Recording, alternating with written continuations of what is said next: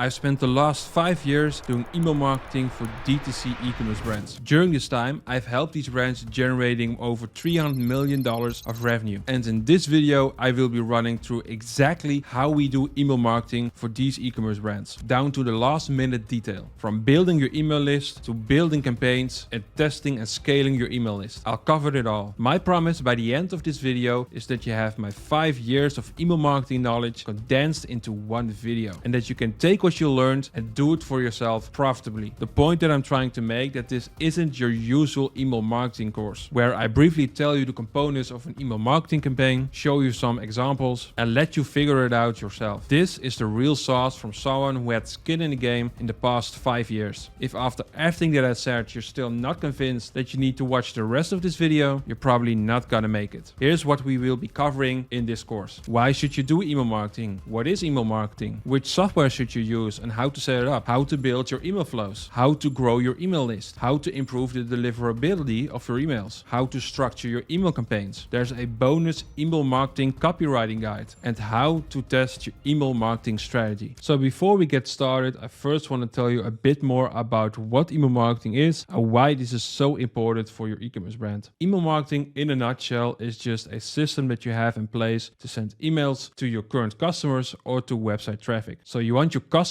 and your website traffic to sign up for your email list, and from there you can nurture them with email automations, aka email flows, and email campaigns, aka newsletters. And you basically want to send newsletters a couple of times a week so you can nurture your website traffic and turn them into a first-time buyer, and turn your first-time buyer into a returning customer for your brand. And what makes email marketing so good is that it's an easy way to increase your customer lifetime value and to increase your average order value as well. All of this without having to fully rely on paid ads. So you have a much higher return on your investment. And it's also a great channel to build a relationship with your customers. So you can actually engage with your customer and build a relationship with them. And this makes them a way more valuable customer for your brand compared to someone who just has seen an ad and bought something from your store. And just to give you some examples of what email marketing can do for your e-commerce brand, I want to show you some results that we are getting for our own clients. So what you see in here is one of our clients where in the first 3 months of working together, we have generated $700K in email marketing revenue, which is 34% of their total revenue. As you can see, it's a 280% increase in revenue compared to the 3 months before working with us. Another example in here for this brand, year to date, from January until July, we have generated $380K in email marketing revenue, which is 52% of the total revenue and a 61% increase compared to last year. And for this e-commerce brand, last year we generated them £1.6 million,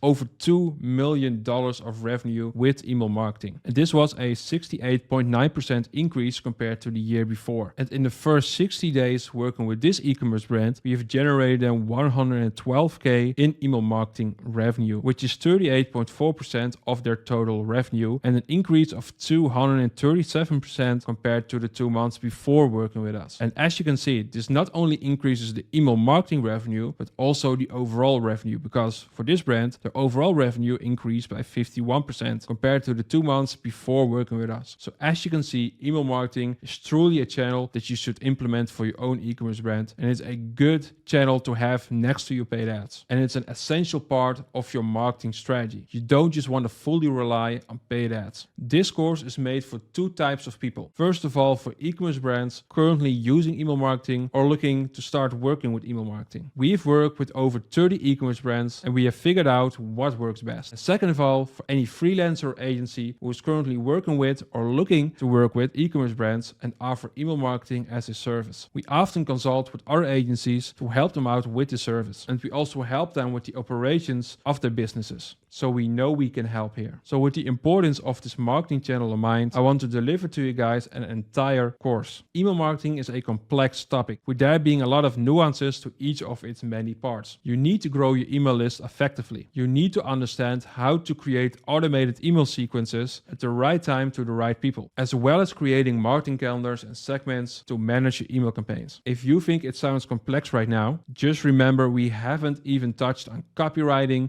design, or email content structures yet. So let's begin with picking a software to use. Before we begin, you're going to have multiple software choices that you can make for managing your email marketing. I truly believe there are only 2 correct answers for all of our clients. Klaviyo is the giant of the industry and still the industry leader in everything, including technical setup, sign-up forms, email flow creation, campaigns, segmentation, and testing. It's a fantastic software and it's what we use for the vast majority of our clients. Then you have SendLane. It's newer, their team is fantastic, and their support is the best in the industry. You can't go wrong with either. You want your software to do the following things: have easy setup and good support for hiccups, strong sign-up form capabilities, strong flow creation capabilities, strong campaign creation abilities, a good editor to build and design emails in, be a data machine to make required segments, and a B testing brilliance. Your 3 goals that we're going to touch upon is to grow the list rapidly and to convert your first-time buyer into a returning customer. We'll go into every category in here in depth. Setting up your account in line with the new Google rules, which came out in 2024. Making incredible pop-up forms to collect emails. Designing beautiful emails that captivate customers. Creating a campaign calendar where we'll also give you a template in the description of this video. This will include example campaigns that you can steal for yourself. Segmentation and how to keep a clean list. And how to do A/B testing for your flows, your sign-up forms, and for your campaigns. So first, you want to set up a new Klaviyo account. To do this, we go to klaviyo.com and on the page we click on sign up and get started today. Let's fill in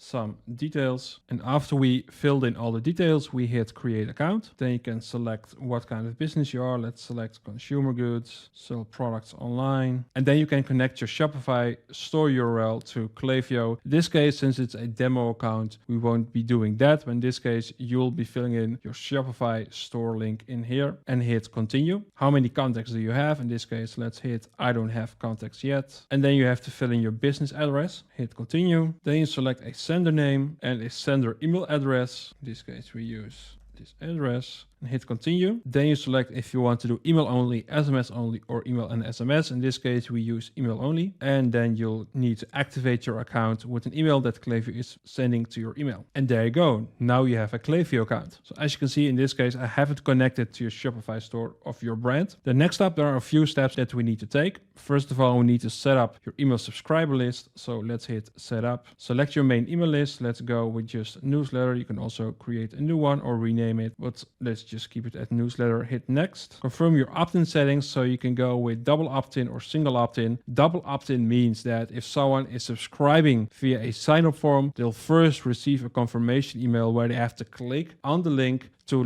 double confirm the fact that they want to sign up for your email list. So this is a double opt-in. The upside of it is that people have to confirm again that they want to sign up for your email list. So those will be people that are engaged with your brand. The downside of a double opt-in is that people have to confirm it again. So they have to open your email first and then click on the specific button to confirm that they want to subscribe to your email list, which they have already done in the sign-up form. So this basically means that you'll get less conversion because less people will actually open email, and even less people are likely to hit the button to confirm the subscription. So you'll get less subscribers with the double opt-in, but with better quality. I personally like to go with single opt-in because with our segmentation, we make sure that we only send emails to engaged people. So if those people aren't engaged, they will simply suppress them later. So that's why I like to go with the single opt-in method. So let's hit single opt-in, hit next. And now they say you have set up your main email list to start sending. Let's add subscribers to your list. We don't have subscribers yet, so let's hit done. Then you can import your contacts, but again, we don't have that, so let's hit skip for now. And now we have to set up a dedicated sending domain. So this is one of the new rules by Google that makes it required to set up a dedicated sending domain, which means that we have to change some DNS records into our system. And as Klaviyo says, a dedicated sending domain allows you to send emails that appear to be coming from your brand. It helps for overall better control of your deliverability and sender reputation. So this is basically now mandatory in 2024. So let's hit setup. Then we're going to your settings through the email tab, and then we hit domains. Then we have sending domain, branded sending domain, hit add, and then you fill in your root domain. In this case, it's magicianly.com. And then you will be setting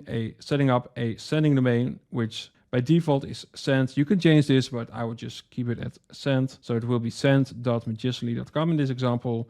Routing, let's keep it on dynamic. Hit next. select your DNS provider. So in this case, you can select your DNS provider like GoDaddy, Google Domains, etc., etc., etc. In this case, I'll go with Google Domains because my domain, magicianly.com, is purchased via Google Domains and now taken over by Squarespace. So let's hit Google Domains and hit next. And then we have those DNS records that we need to verify in our system at the DNS record. So we have 4 NS records and a TXT record in here. So we go to your domain settings. In this case, for me, it's via Squarespace. I'll go to DNS and let's hit add records. The type is an NS record. Host is send and the value, you can copy it in here. Hit save. And we're going to do that for all of these records. So again, ns send ns2.klaviyo.com, hit save, add the record, send, type is ns3.klaviyo.com, hit save, and finally ns4, hit save. And then we have a txt record, as you can see in here. So we'll be adding that one as well. Host is add, then a txt record, and hit save. There you go. Then let's go back to Klaviyo and then switch this toggle. So I understand that I may need to limit emails to engaged recipients for 2 to 4 weeks. Hit activate. And now you see it's in progress. And this can take a few moments before Klaviyo has verified the new sending domain. In the meantime, what we also want to set up in our DNS records is a DMARC record. This is also mandatory for the new Google requirements that have been started in 2024. In this case, I already had the DMARC record set up, but it looks like this. So the host is _DMARC, a TXT record, V is DMARC1, P is quarantine, PCT is 90, SP is none, and that's the DMARC record. You can also Google for DMARC record generator, and then you can fill in your domain, in this case magicianly.com, and then you can create your DMARC record in here. So for example, how do you want email that fails DMARC to be treated by the recipient? We recommend that you start with a policy of none, which is reporting mode. So then you can select none. What email addresses should aggregate DMARC records to be sent to? So for example, in this case, magicianly.com, I always recommend to have a separate inbox for this. So for example, dmarc@magicianly.com. What emails would you like to receive forensic DMARC failure reports? So same as step 2. And then you get a record in here that you can implement, and in here you can see like the exact instructions. So a TXT record, the host name is _DMARC, the value is the record that you see in here. So there's an easy way to create a DMARC record for yourself. And if we now go back to klaviyo.com, you see in the meantime that Klaviyo has updated our new sending domain. It's now active instead of in progress. So we're good to go. All the technical stuff is set up right now, and we are meeting the new send requirements by Google. Now we're here, we can also take a look at all the other settings that we need to fill in for our Klaviyo account. So at account, you make sure to have your info in here. If you go to email and send the preferences, you can set up your smart sending. Smart sending means that if you have this turned on, that in this example, if you're receiving an email and in the last 16 hours, someone has already received an email from you, they won't receive the newest email. So it's basically a buffer to make sure that people won't receive too many emails in a short time frame. The exact time frame depends on your specific needs, but I think 16 hours is a good time frame to work with. Then you can also go to attribution and check the attribution window. By default, it attributes conversion to the last interacted email within 5 days. If you want to change this, you can of course change this, but we like to keep this at 5 days. Then the attribution touch points, you can leave it as opened or clicked email, or opened or clicked email excluding Apple privacy opens. That's the setting that we like to use. So that means that it will exclude the Apple emails, because when people have Apple privacy turned on, it will basically automatically open an email or count it as an opened email, while in reality people may have not opened that email, and then it will still attribute that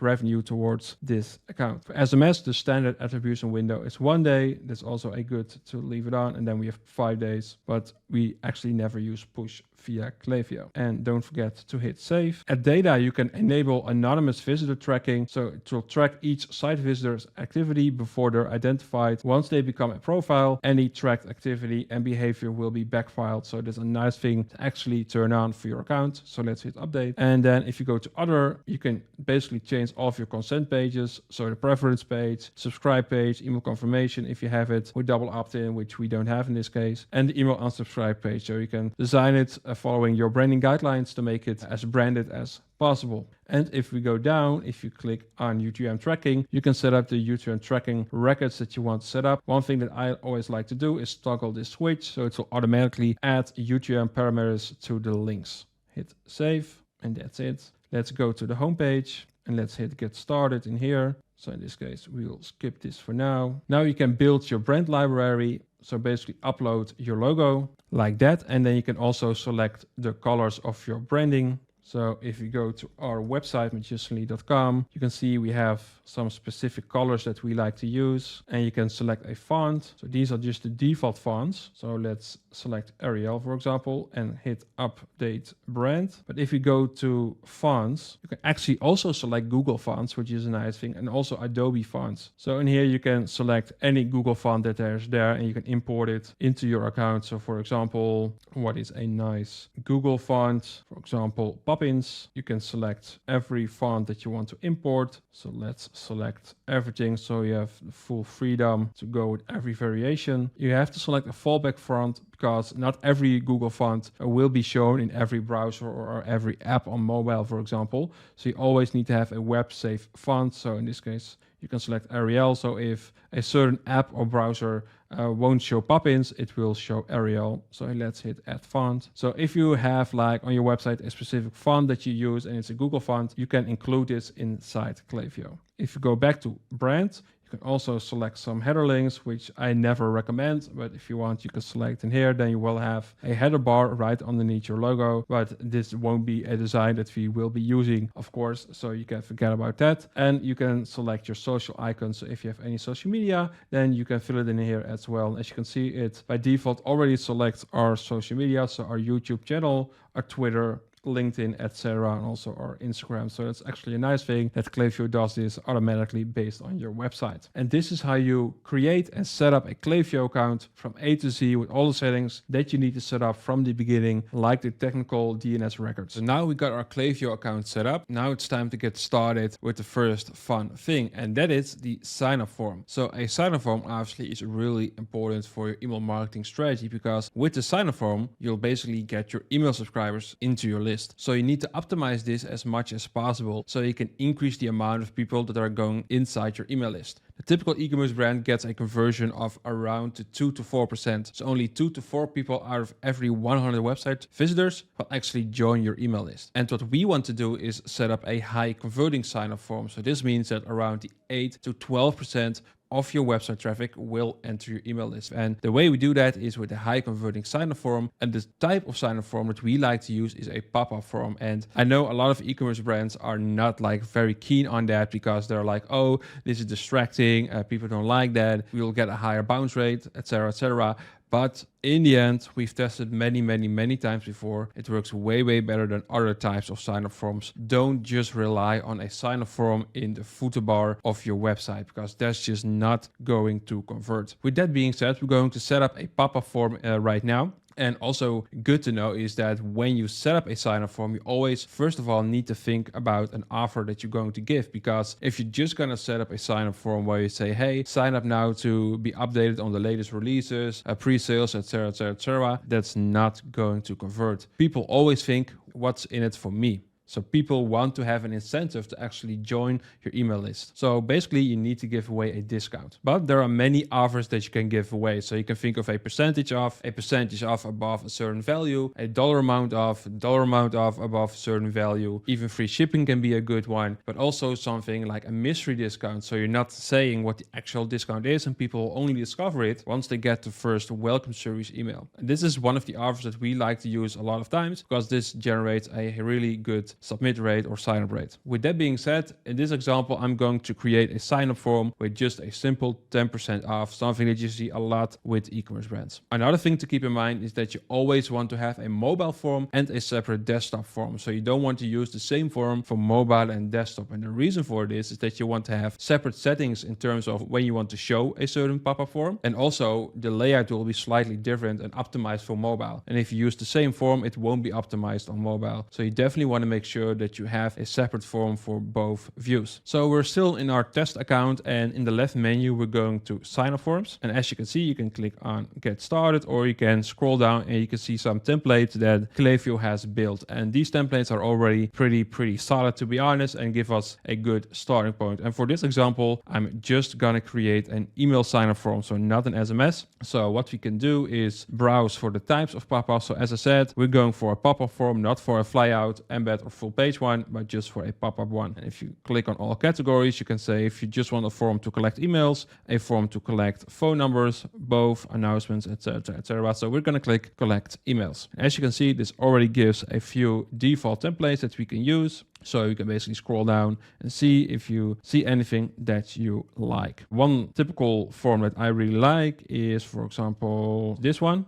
And we're going to name this pop-up form demo. And what you now have to select is your email subscriber list. So the main list that you use to get people on your list. And we have selected this when we set up the account. So in this case, it's going to be newsletter. There you can toggle if you want to include a teaser, which is something we definitely want. So a teaser is a little tab somewhere on the website, which basically teases people to click on it. And if people click on it, they also get the sign up form. Hit create form. And there you go. We have our first sign up form. But actually, we're going to make some edits, because if you're just going to use this form, this ain't going to convert. So we want to have a high converting sign up form that will convert 8 to 12% of our website traffic. So the first thing that I like to do is start with targeting and behavior. So set up the settings on when we're going to show the form. So first of all, we have timing. So select when this form should be displayed. So right now it's selected at immediately, and that's something we don't want, because if someone enters your website and they immediately see a pop-up form, yeah, that's a conversion killer, because they don't know your brand yet. They just joined your website and they immediately get your pop-up form. That's just not something what we want. So we want to select based on rules. And now we can select certain rules on when we want to show the form. And what you have to keep in mind is that when you might show the form as soon as possible, you get more signups, but you will also annoy people. While when you wait a long time, you might get a high submit rate due to the fact that you're only showing your form to people who've been on your website for quite a long time. So those people are more likely to actually convert. But the downside of it is that you might have a high submit rate, but you're only showing it to a very select group of people. So in the end, you still have a low amount of signups. So you want to find that middle ground. So there are a few rules that you can select. So when visitors exiting the page, after a time delay, after the visitor has scrolled a certain amount, or after visitors seeing a certain amount of pages. This is going to be the desktop form. And in this case, we're going to select when visitors exiting the page, after a time delay, and after a visitor has scrolled a certain amount. And now this gives us some extra options. First of all, we can select what's going to be the time delay. So for the time delay, we like to use anything between the 4 to 10 seconds. And this really is something that you should split test for your own. So if you use 4 seconds, it might be that you have a low submit rate, but a high amount of signups in the end, because you're showing the form to a large audience. While when you use 10 seconds, you'll have a high submit rate, but a lower amount of total signups due to the fact that you're showing it to a smaller size audience. So it's really something that you should split test. For this example, I will use 6 seconds, which is like a nice middle ground, which seems to be one of the best settings for most brands. Then after visitor has scrolled a certain amount, so what's going to be the scroll distance? So how far should people scroll before they get the sign up form? Again, this is something that you should split test anywhere between the 40 to around 80%. So it also has to do with, is your audience likely to actually scroll on your website, or they're going to view different pages? So this is something that you can see in your Google Analytics account, of course. But in general, a scroll distance that we like to use is around 50 to 60%. So let's use 60. And a really important one is this one. So if you toggle this, it will only display if all selected conditions are met. So it will only show the sign-up form when people and has been on the website for more than 6 seconds and has scrolled at least 60% of that page and is exiting the page. So it's and. So that means that you're basically targeting a really small audience when you toggle this. While if you don't toggle this, it will show the form when someone is exiting the page, or after 6 seconds, or if someone has scrolled 60% of that page. So it's or. So you're basically showing it to a wider audience, and that's what we want. In general, we never like to toggle the switch, so I like to keep it like this. Then the frequency. So after a visitor closes this form, show again after 5 days. It's the default. 5 days is pretty good. We often do 3 days. It kind of depends on the brand. So how much likely is it that someone is going to visit your store again in a few days? Basically, what you have to determine important for your brand. It really depends on the niche. So that's why we like to use anything between the 3 to 5 days. And important, what you can turn on is don't show again if the form was submitted or if go to URL button was clicked. So this is definitely something that you want to check. Then devices. So right now it will show on both desktop and mobile. But as I said before, we want to create 2 forms, one for desktop, one for mobile. And this is going to be the desktop form. So we click on desktop only. Then you can click outside form to close on desktop. You should definitely have to turn on. And that's it for these settings. Then you can select in here targeting. And now you can select when you want to show this form to which audience. And right now by default, it's on don't show to existing Klaviyo profiles. And that's how we want to keep it. You can also select show to all visitors. So if someone has a Klaviyo account already or not, it will show this sign up form anyway. And that's not what you want, because then it will also show to people who've already signed up for your email list. So you want to keep this at don't show to existing Klaviyo profiles, but you can also show to any existing profile, to email subscribers only, SMS subscribers only, etc., or even specific lists or segments in your Klaviyo account. And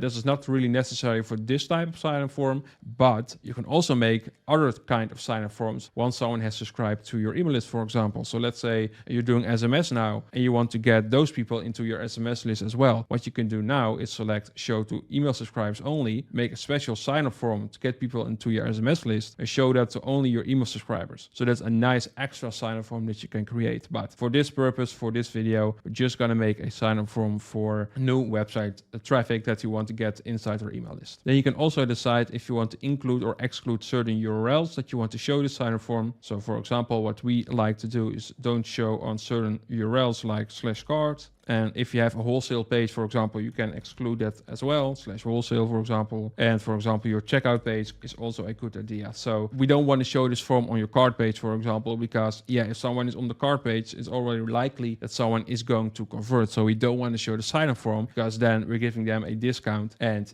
while this person was already on the verge of actually buying, so they don't need the discount. Once they do a purchase, they will join your email list anyway. So that's why you want to exclude certain URLs like these. Then you can select some UTM parameters. If you scroll down, you can select the location based on the visitor's IP address. So let's say you have a store in the US and you only ship to people in the US. You can say something like show to visitors in certain locations and select United States. Or you can exclude certain locations. So based on what kind of brand you are, to which countries you ship, you can select the location or exclude locations in here. And that's the basic setup for the targeting and behavior. Now we're going to the fun part, so designing the actual sign-up form. So as you can see in this example, we have a sign-up form with on the left side an image. On the right side, we have a headline, a little text in here, the email input field, a call to action button, micro copy, and a second option, no thanks. So that's like the default setting, and we definitely want to update this a little bit. So first we're going to styles, and then you can select what kind of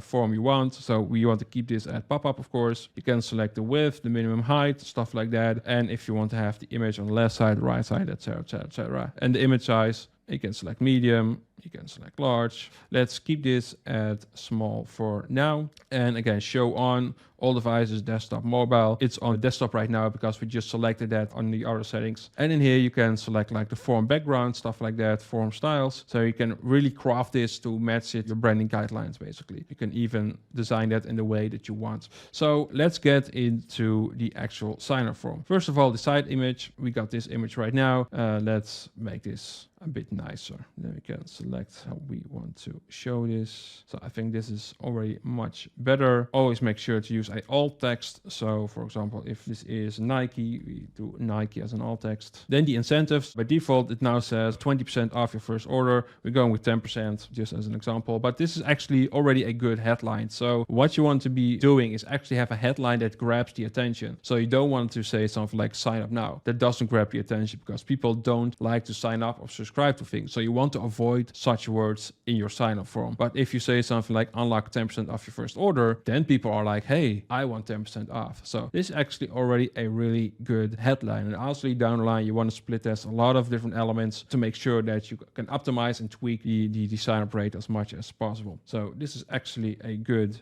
headline, I like to capitalize this. Then we have this sub-headline, sign up for special offers and updates. Again, we want to avoid words like sign up. People know that when they join your email list, they will get like offers and updates and stuff like that. So this is just a waste of space. You want to make it as clean and simple and straightforward as possible. So get rid of unnecessary elements. And this is really an unnecessary element. So let's get rid of this. Now we have the email input field. So you can select a placeholder text. So right now it's email, which is fine, but to make it even more convenient, you can do something like enter your email here. You want to make it as easy as possible because the more friction you create, the less conversion you get. So you want to create less friction as possible, basically, with your sign-up forms. So by saying enter your email here, yeah, it should be clear that people should enter their email in there. So another thing that I like to do, and this is obviously something that you can split test as well, is change the color of this input field, because right now we have a white background and also this input field is white. So it doesn't make it completely clear that that's the input field. So again, make it as clear as possible. More friction is less conversion. So I want to change the color of this input field. So we go to styles. If you scroll down, you can select the input field styles and the background color. So now it's white.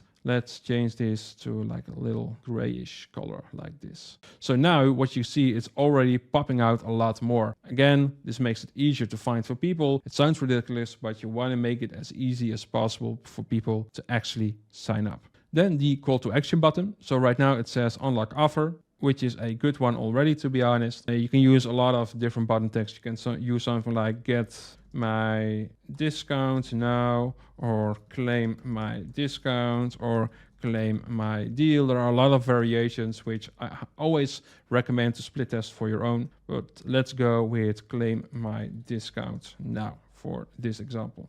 Next up, we want to change the color of this call to action button. You also want to make sure that it really stands out from the background and from your website. So a logical thing would be to use a black color. Another thing that I like to do is make it a bit bigger. So in here you can change the height. It's on 54 right now. Let's make this 70, because in general, what we notice, the bigger the call to action button, the higher the conversion or the click rate. That's with emails, but also with the sign-up form. So we want to make it as big as possible. And obviously we don't want to overdo it. So we don't want to put this on like 150 or something like that. This will be ridiculous. So of course there are boundaries, but something like 70, I think that's already a good one to use. Then we have this micro copy. So by signing up, you agree to receive email marketing. For some countries, this is mandatory. So especially if you're based in Europe, we have the GDPR rules, then you have to use such things. If you're based in the US, you really don't have to use it. Since we're now pretending like we're based in the US, I'll remove this. Second of all, we have this micro copy. So this is basically a second option that we're giving this micro copy. No thanks. So what research has shown is if you're giving people two options, one option that's really like interesting and one option that's not so interesting, people are way more likely to actually click on the interesting option compared to the situation that you only have one call to action button. So this is really something that will increase the amount of signups that you will be getting. Of course, again, this is something that you can split test for your own, but in general, we have seen that this is definitely something that will boost your conversion. So what I do like to change is the text. So right now we're saying no thanks, but something that works really, really well is no thanks, I will rather pay full price. So to reinforce that this is not an interesting option, because people don't like to pay full price, of course. They rather like to claim a discount. So again, this makes it a less interesting option, which increases the likelihood that people will go for the interesting option. I do see that this is a bit too close to the main call to action button. So we want to increase the height a little bit, or the padding. Let's go for the padding, by the way. So like that.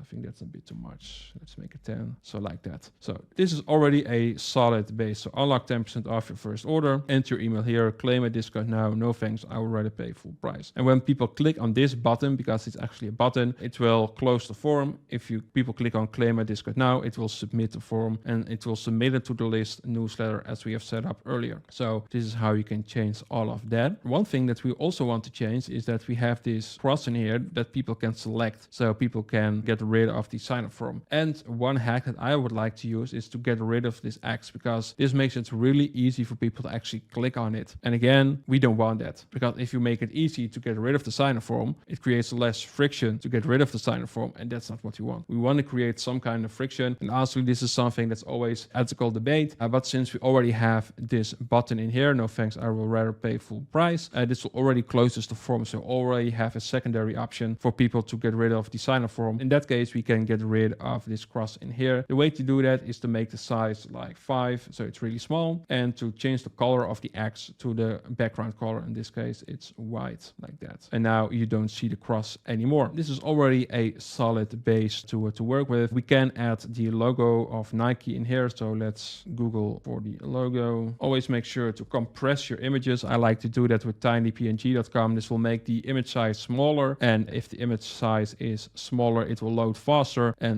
faster loading times will result in more conversion. This is for your website, this is for your sign-up form, this is for your emails, so always really important to do. I like to use tinypng.com. So as you can see, the original file was 21 KB. Now reduced it by 33%, so now it's 14 kilobyte. Download that one and add a block image. Let's put it in there. Select image, upload, and select a new logo. There you go. Give it a alt text. Let's see how it looks. So it creates kind of a gap in here, so we don't want that. So let's change the padding of the bottom in here, make it a little bit bigger. Let's change the padding like that. So I think this already looks pretty solid for this sign-up form. In here you can add an extra step. So if you want to add a SMS opt-in or collect like personal information, you can do that in here. And in this case, you want to keep it plain and simple, so we don't want to do that. The next step is to do the success page. So if people click on claim a discount now, they will see this success page. First of all, let's change this image to the same image that we had on the opt-in page. Let's add the logo in here as well to make it like the same style. So Nike. And now we can select the text that we want to have on this success page. So one mistake that I often see with e-com brands is that they like to give away the discount code on this success page. I'm not a big fan of that. Of course, it makes it easier for the customer because they immediately have their discount code, so they can shop immediately. But for your email marketing strategy, this is just not a smart thing to do, because first of all, if you already give away discount code, there's absolutely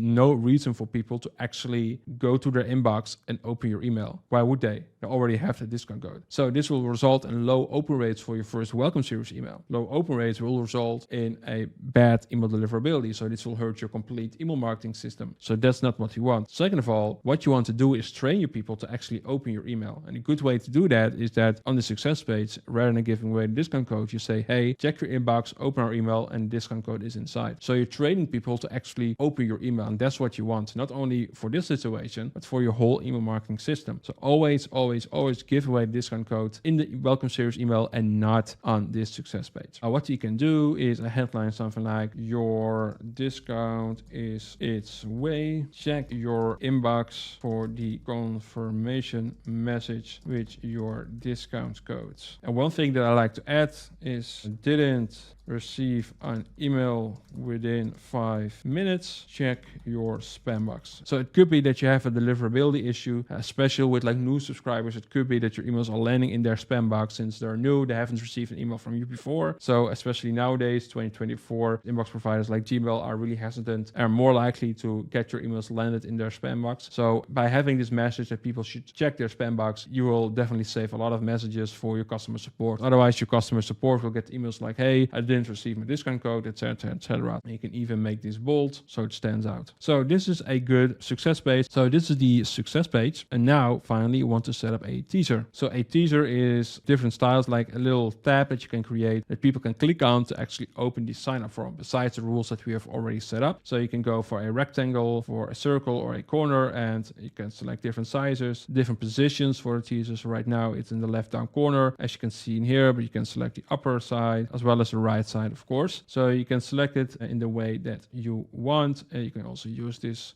teaser where it's like a present. So there are different ways that you can do it. I like to go with something like this. So let's remove this image. There you go. And use a text like save 10% now. It's plain and simple. And then you can select show teaser after form is closed, before displaying the form, or before and after. I like to do before and after. Now we need to select a background color. So again, you want to make sure that this teaser is standing out from the rest of your website. So let's make this black in this case. So make sure to put the transparent mode all the way up, so it's not transparent anymore. So now we have a black teaser, and of course the text needs to be white now, like that. So let's make this bold and use the same font as the form, and let's center this and make it a bit bigger, so like that. So obviously you can design it in the exact way that fits your branding, but again, make sure that it stands out from your website so it really pops out. Also make sure to always check your website, because a lot of e-com brands have different pop-ups and things going on their website. So things like a promotion for the loyalty system, a chatbot, etc., etc. So make sure that this teaser doesn't interfere with other things that are going on your website. So check the positioning, what works best for your brand. And that's it. So this is basically already a good desktop form to work with. So we have this email opt-in. If people click on claim a discount now, they will go to this success page, and we made this teaser. So now we made the desktop form. Now we're going to convert this to a mobile form. So let's hit exit in here. We're not going to publish it yet, but we're going to clone this and call this mobile. Hit continue, and let's open the mobile form. First of all, let's go to targeting and behavior and change it to mobile only. There you go. Now you can see it only shows the mobile view and already looks a bit different, as you can see. Second of all, the settings for the timing. We want to use the same settings. Again, split test this always. The only thing that you want to get rid of is when the visitor is exiting the page. So let's uncheck this, because on mobile this is quite unreliable and can be quite annoying since it's so unreliable. So for mobile, we want to get rid of this. So this is one example of why you want to have two separate forms. The second reason why we want to have a separate mobile form is something that you can see immediately if you now see this form. This text is pretty small. This text is pretty small. This text is pretty small. So if we would use the same form for mobile and desktop, the mobile view wouldn't be optimized, as you can see. So that's why we want to have a separate mobile form. Again, optimize this so it's optimized for the mobile view. First of all, let's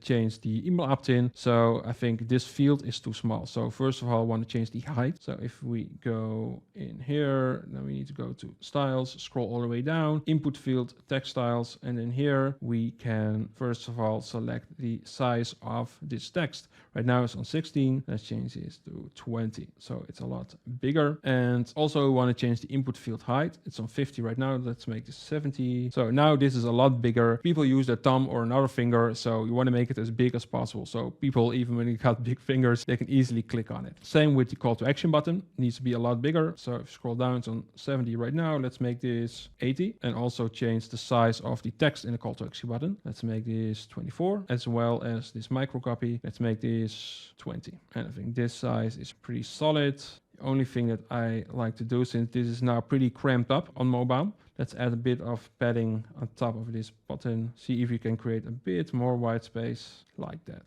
Let's add some spacing in here as well, not too much. Yeah, so I think this is better, easier for people to click on so they don't make mistakes and stuff like that. So this is already a pretty good mobile form. So as you can see, there's no side image right now because that's just not possible on mobile. And I also think that's not necessary on mobile. You can of course add images and stuff like that if you want. Now let's check the teaser, because right now with the rectangle, it will use the complete downside. Again, make sure to test this for your own e-commerce brand. If there are any other things like a chatbot, the loyalty system, promotion, stuff like that, it should not intervene with this teaser. So for example, for mobile, you might want to change this to a circle or to a corner, and depending on what you want, and you can change the positioning, of course. So let's make this a circle, and then obviously we need to make this a bit smaller so it fits the circle. So something like this. So this is already a pretty good teaser. And then finally the success page. So this text is really small right now, as you can see. Let's make this 22, even 24, like that. This is big enough, by the way. There's some padding on the sides. Let's make this a bit smaller.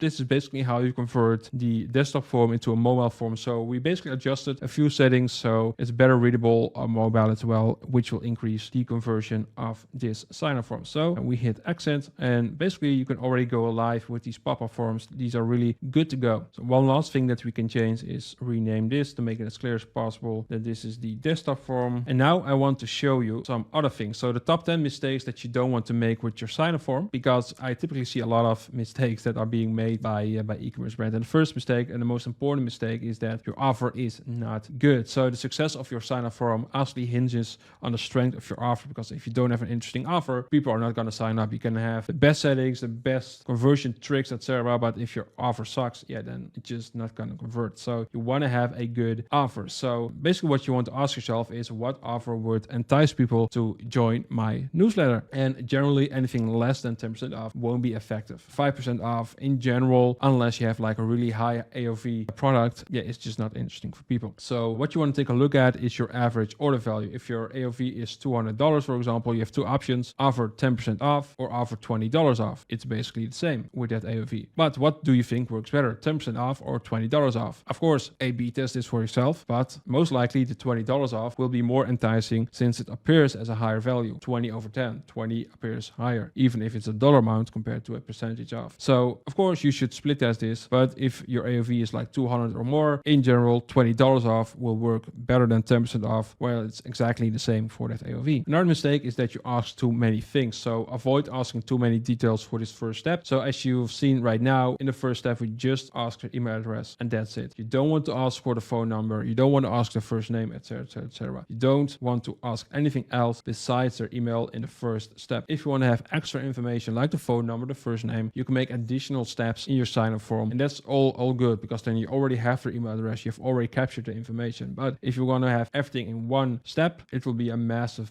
conversion killer. Third mistake is that your time delay is too short or too long. So finding the sweet spot for your sign-up forms time delay is crucial. Show it too soon and you'll disrupt the customer experience, and will lead to low sign-up rates, and waiting too long and fewer visitors will actually see it, which will result in high sign-up rates but overall low sign-ups. So you basically want to balance visibility with a positive user experience. So that's why anything between the 4 to 10 to 12 seconds is good to go. Fourth mistake, your form is too small. So too often I see sign-up forms that are way too small to catch anyone's attention. So in general, the bigger the better. So you want your form to stand out and be noticed. You can even try a full page sign-up form. Right now we made a pop-up form, but you can even try a full page form to see if that works better for your brand. Fifth mistake, too much copy. So don't use too much copy. Just use a short headline, an input field, a call to action button, and the micro copy as I've just shown you. That's it. Any mention of your exclusive offers and promotions is unnecessary. People already understand that they will receive that when they join your email list. Nobody wants to be overwhelmed with a lot of reading, so this will be significantly hurt your conversion rate. So keep it concise, keep it simple. The sixth mistake that I see oftentimes is that your offer is not in the headline. So the only reason people sign up for your newsletter is your offer. So show it. Many e-commerce brands hide their offer in the body copy, which you shouldn't have. See the previous point. If your offer is hard to find, people will just close your form. So don't hide it. Display your offer prominently in your headline, making it clear and as large as possible. So that's why we had the offer right in front in the headline. Seventh mistake, so avoid using the words sign up and subscribe, as I mentioned earlier. And eighth mistakes is not having a separate mobile and desktop form, as I already mentioned before. Ninth mistake is that your form loads too slow. So that's why, as I mentioned, if you use images, make sure to compress it with a website like TinyPNG. And the 10th mistake is that you give away the incentive on the success page. So never give away the discount code on the success page, as I mentioned earlier as well. Then some A/B tests that you should be running, because obviously right now I gave you a good base to work with, but always run A/B tests on a weekly basis to optimize your sign-up rate as much as possible. So I want to give you a top 10 of A/B tests that you should be running for your own brand. So the first thing, and the thing that's going to make the biggest difference for your brand, is split testing your offer. This is going to be the thing that makes the biggest difference for your sign-up rate. So test out different offers like buy one get one free, buy one get one at 50%, free gift when you buy X, free digital product, free shipping, a dollar amount off over a certain value, a percentage off when you buy a subscription, for example, a cashback, early access to a sale, especially with Black Friday is a really good one to use, or a mystery discount. Make sure to take a holistic approach. So don't just look at your sign-up rate, because that's important, of course, but also take a look at the conversion rate of your welcome flow that's attached to your sign-up form, and also to the attributed revenue of your welcome flow. So just to give you an example, for one of our clients, we were split testing different offers, and what we were seeing is that the place order rate with the welcome flow was a bit lower with the new offer, but the AOV was way higher, and also the attributed revenue of that welcome flow was a lot higher with the newest offer. So we might have less conversion rate, but since the AOV was higher, we had a higher placed order and revenue actually in total numbers. So you should always take a holistic approach when you split test different offers. Don't just look at one metric. So the second thing that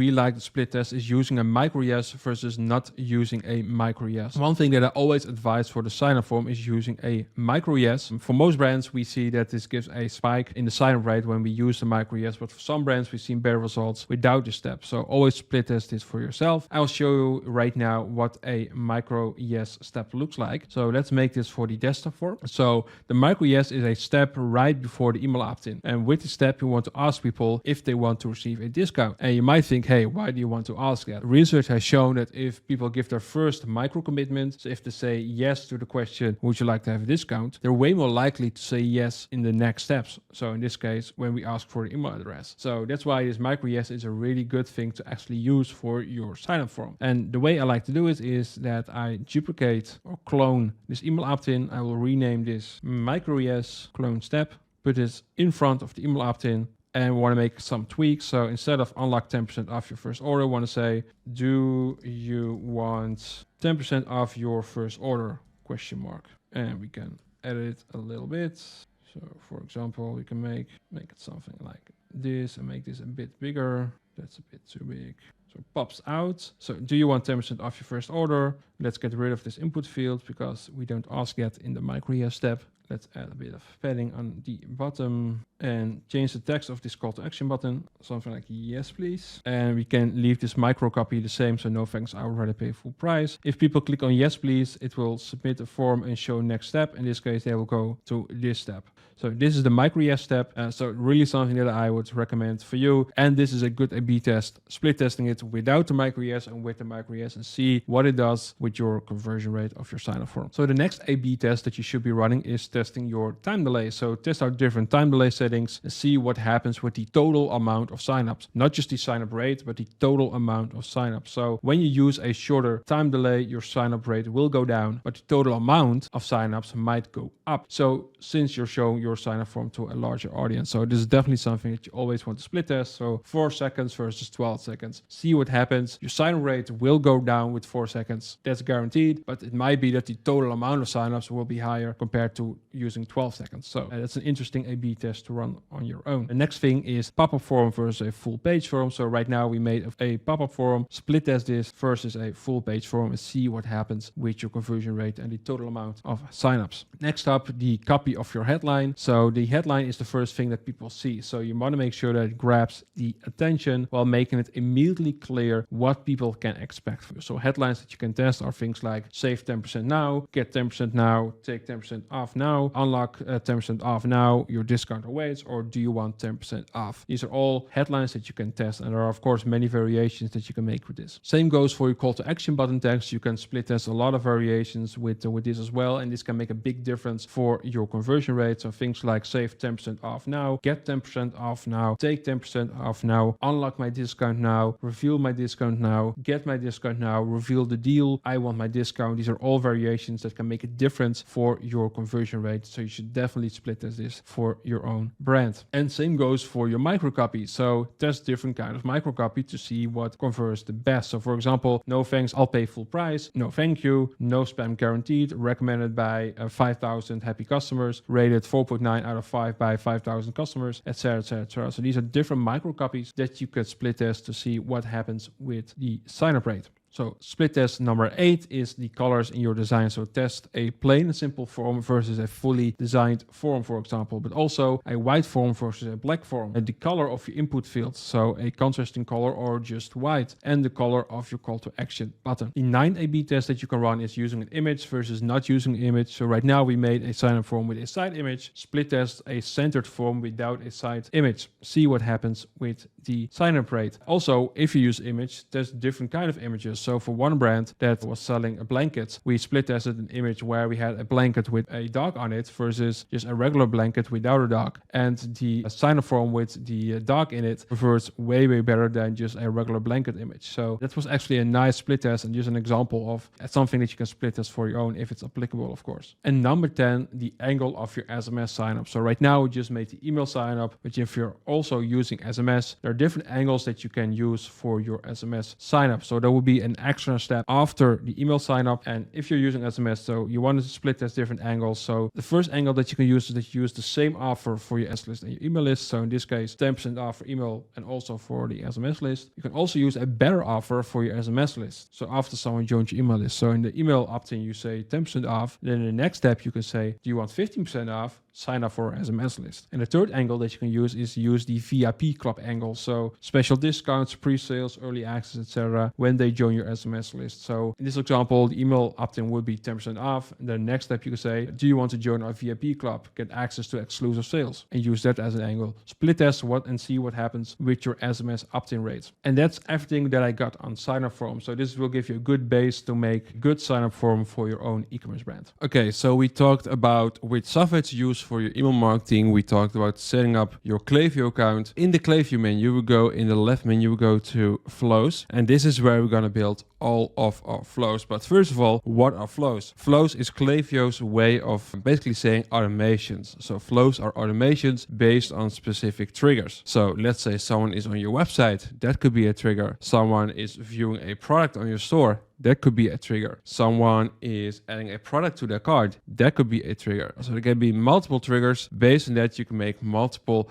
automations where you have sequences, multiple emails in one flow that will be sent to this person based on what they've done on your website with your emails, etc., etc. So that's in a nutshell what flows are. And what I'm gonna show you are the most important flows that you should have for your e-commerce brand. But before I dive into that, I just want to show you the structure of how it works for setting up a flow inside Klaviyo. So if you have a new Klaviyo account, this is what you're gonna see. So this is our demo account still. They first will talk about creating a welcome series flow. Welcome series flow is of course important because we just made the sign-up forms. With the sign-up forms, we promised them an incentive, so 10% off or whatever. And honestly, now you have to deliver that discount. So that's why you have the welcome series flow. So that's the automation that will be sent based on the sign-up forms. So that's why we're going to give away the discount code. And in this case, the trigger is added to list. And that's what we see here. They want you to create a welcome series flow. And you can also click on build your own. If you scroll down, they will talk about integration. So if you use like certain softwares, you can integrate it with Klaviyo, and based on that, you could make some extra additional flows. For now, let's click build your own. And now Klaviyo is going to show their ideas for flows. So they say start with the essentials. So browse abandonment, custom wayback, etc., etc.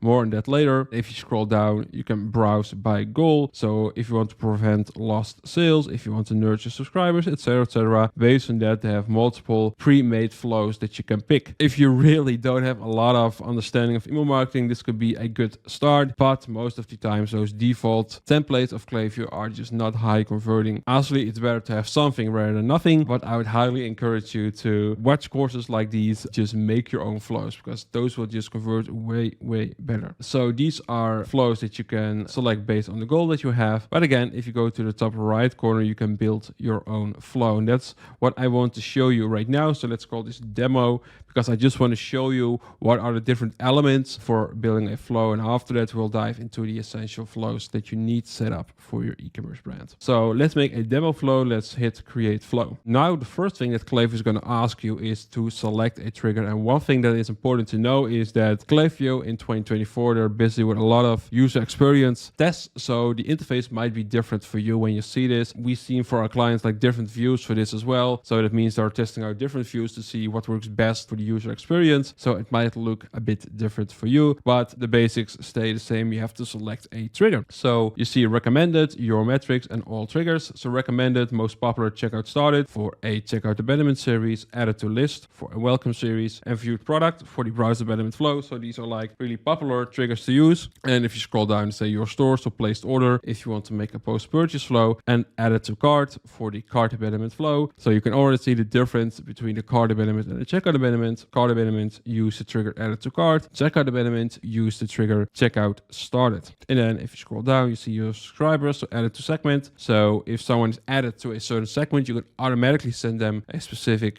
flow. Date property, so if you want to have like a birthday discount or something like that. So if you ask for their birthday, actually on that day, you can send them a birthday flow, for example. Or as they say in here, you can celebrate the date of the first purchase. So if it's been like 1 year since they've done their first purchase at your store. Also, there's a nice moment to celebrate that moment. It's a milestone, so you can celebrate that with your subscribers. So these are like recommended triggers, and based on the software that you've installed, you could also go to your metrics and then select specific metrics. So if you hit Shopify, you'll get things like canceled order, fulfilled order, ordered product, placed order, stuff like that. If you hit Klaviyo, you can see if someone subscribed to SMS, subscribed to back in stock. And if you have an API, you will see things like active on site and added to cart, view product, and other API integrations that you might have with quizzes, review systems, stuff like that. And if you hit all triggers, you get everything nicely in one row. So just for this example, let's click on edit to list, and then it will ask which list will trigger this flow. So for the sign-up form, we selected newsletter. So let's hit that one as well. And now you can see that the trigger is added to list newsletter. So that's the first step. Now what you see underneath here is profile filters. So you can limit the flow to only certain profiles. So if you hit add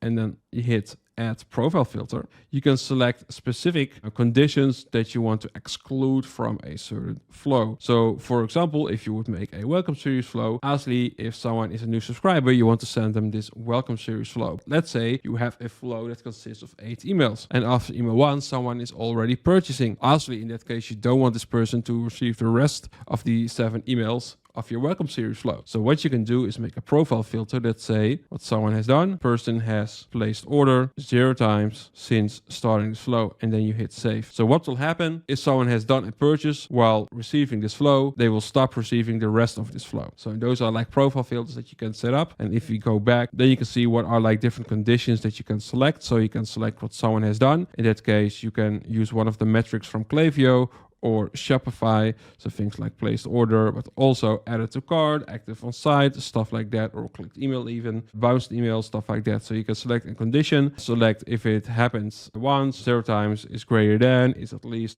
and then you can select overall time in the last X days, between X and X date, before, after, etc. etc. So you can basically like mold it exactly in the way you want it and make a condition based on how you want it. And you can even select this filter button where you say person has placed order, and then you can select the exact item that people have purchased. So let's say with your welcome series, you want people to receive the welcome flow, but if they've purchased a certain item, you don't want them to receive the rest of the flow. Then you can do that with this filter. In this case, you can't see it because we don't have a Shopify integration with this demo account. So those are like the profile filters, and then we can hit save, and then Klaviyo will ask you to confirm your trigger selection, because once you hit confirm and save, you can't change the trigger anymore. You can change the filters, but you can't change the main trigger. If you want to change the trigger, you have to duplicate the flow and then change the trigger. There's no other way, unfortunately. So let's hit confirm and save. And now we enter the main interface of building a flow. So we now see the trigger in here, and again, the profile filters. And now we can build our way up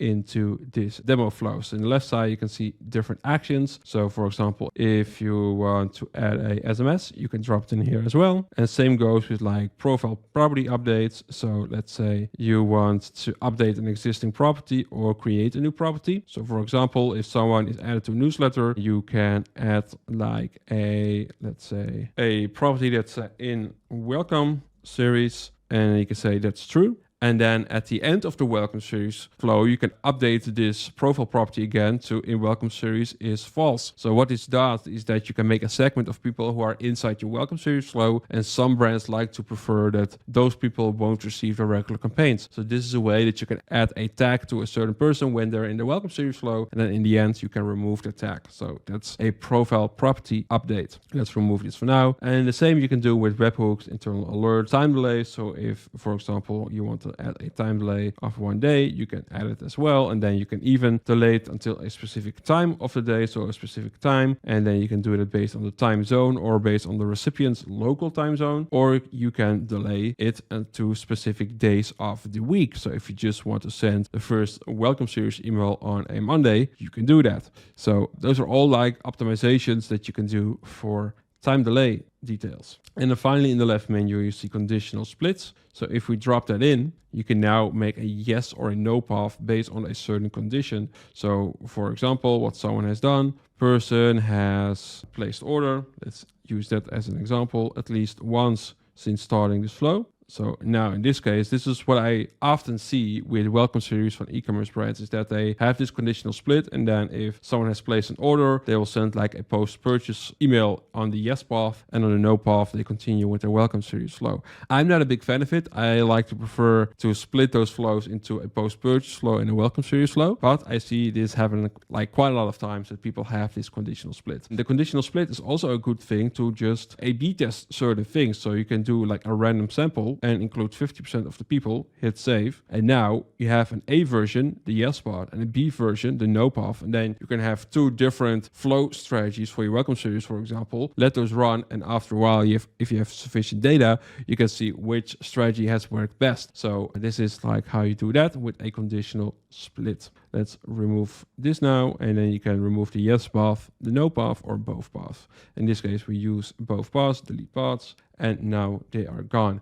So this is like the general structure of how you build a flow inside Klaviyo. So the general settings that you can do. In the top bar, you can show analytics, and then you can select like specific time frame. You can even do a custom time frame if you want to analyze your data after a while, which is really important, of course. You can also hit manage flow. You can edit the details, so the name of the flow and a tag if you use tags for a certain flow, and you can view your flow history, and important, you can add past profiles. This is actually a nice thing. So what you can do is add profiles who would have entered this flow before the flow was turned on. Flows containing dynamic coupons cannot have past profiles added, which is a bit of a shame, to be honest, but still this is a really handy feature to use. And then you can select how to add profiles. So at the beginning, so profiles are added to the beginning of the flow or throughout the flow. So profiles are added to the flow based on where they would be now if the flow had been turned on earlier. So eligible profiles include everyone in the list or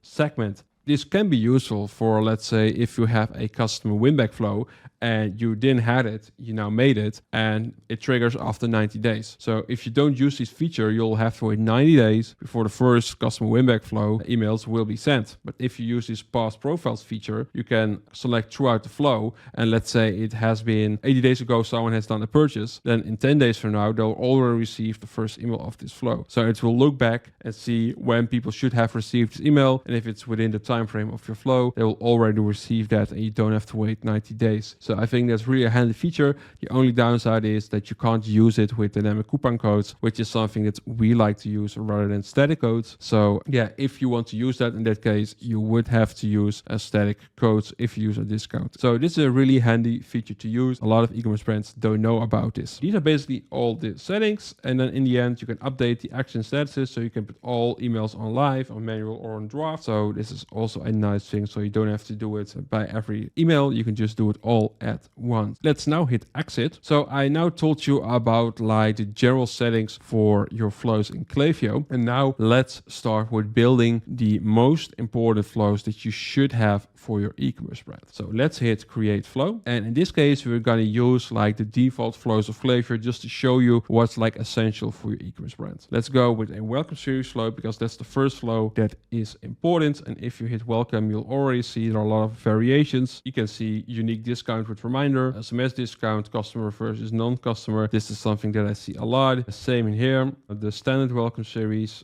and let's see a welcome series file email discount. So let's use this standard welcome series. Make sure to select your trigger, so the list that you want to trigger with your welcome series. In this case, it's newsletter, and let's hit create flow. There you go. I already mentioned it, but the welcome series flow is the flow that we send to people after they have signed up for your newsletter. So we promised them a discount in the sign up form. Now we have to deliver discount code, and we basically want to nurture our new subscribers, build trust with them, engage with them, build trust towards the first purchase, because that's the goal that we have with this welcome series flow. We want to get our new subscribers to buy from us for the first time. So if you check the trigger, again, edit to list newsletter, I always recommend to have a profile filter that I just showed you. So placed order 0 times since starting this flow. And I even like to add checkout started 0 times since starting this flow. And what someone has done, added to cart 0 times since starting this flow. So what will happen if someone has placed an order, has added a product to the cart, or has started a checkout, this person won't receive the rest of the welcome series flow. Because if someone has placed an order, they will receive a post-purchase flow. And since the goal of a welcome series is to get them to buy, if they've post-purchase, there's no reason for them to receive the rest of the flow because they've already received the post-purchase flow. We don't want people to receive the rest of the welcome series flow either if they have added the product to the cart or if they've started the checkout, because in that case, they will receive the cart abandonment flow or the checkout abandonment flow. So they will already enter another flow which contains different content. So in that case, we don't want them to also send the rest of the welcome series flow because that means they will receive quite a lot of emails, which could result in like them seeing it as spam, and that's obviously something we don't want. So you can even add things like active on site and viewed product in here because they will already receive a site abandonment and a browse abandonment flow. But since those are quite early in the customer journey, I in general don't like to exclude those people from the welcome series flow either. Those flows are typically a bit shorter as well, so I don't like to exclude those from the welcome series flow. But depending on the brand that you are, you can decide to also exclude viewed product and active on site as well. So those are the profile filters. Then we have the emails. So the default template has email 1, then 3 days later at 12 p.m. they send email 2, and then 4 days later at 12 p.m. they will send email 3. This is Klaviyo's default flow, and this is a welcome series flow that is going to convert, but it's definitely not the strategy that we like to go with. So typically what we like to do, without diving too deep into like the specific content, email 1 is just simply give the incentive, so give the discount. That's the goal of email 1. Then 1 day later already, we want to send email 2, so we don't want to wait 3 days. Email 2 in general is more a brand story, so behind the scenes. So the reason why we want to do that is because obviously people have subscribed to your newsletter for the discount, they have received the discount code, but you need to build trust with them. And one way of doing that is telling your brand story. So a personal message from the founder in general really does well, or just like how the company started, what is like your mission, what sets you apart from your competitors. That's really valuable information that you can give away in email 2. Then again, 1 day later, so we don't want to wait 4 days, we want to send email 3. And email 3 is actually going to be about the bestsellers. So that's already what Klaviyo has on default as well. So again, we have given them the discount code, and just to clarify, in every single email we want to remind them about the discount code that we gave them. So that's actually in every single email. But besides that, every single email needs to have its own purpose and should have a different angle to like convince your new subscribers to actually buy. So in the third email, the main focus is on your bestseller or bestsellers. If you have multiple bestsellers, I like to stick to like max 3 or maybe 4 or 5, kind of depending on the brand that you are. And if you only have like main product, then obviously just stick to one bestseller. And in that case, you really want to dive deep into what sets this bestseller apart from their competitors. So what are the unique features, the unique benefits and stuff like that? And what's like the end result for your customer? What can they expect from their bestseller? What's gonna add it to their life, basically. Now it's time for email 4, and we're gonna add a time delay. And this is a good moment to add a time delay of 2 days. So until now it was 1 day. Obviously, we don't want to be too spammy, so it's good to, after a while, make the time delays a little bit longer. So in this case, we want to wait 2 days, and then we're going to add email 4. So let me copy this. Email 4 is going to be all about reviews. Also really important. So we told them our brand story. We told them our bestsellers. The next angle that we can hit is reviews. We need to build trust with our new subscribers. One way to do that is with social proof. So share reviews from your customers that could convince them, and make sure, really important, to not just use generic reviews, because that's something that I see happening a lot with those emails that are just generic reviews with highly recommended, great company. Those are like good positive reviews, obviously, but those are not reviews that are going to convince like the people who are like doubting if your company is the best. Because you have to keep in mind, the person that gets these emails, they are comparing you versus your 3 competitors. So you need to build trust with them. You need to convince them. And the way to do that is by sharing reviews that talk about specific pain points that your new subscriber has as well. So this is obviously market research. Think about what are the issues, what are the problems that your subscriber has, and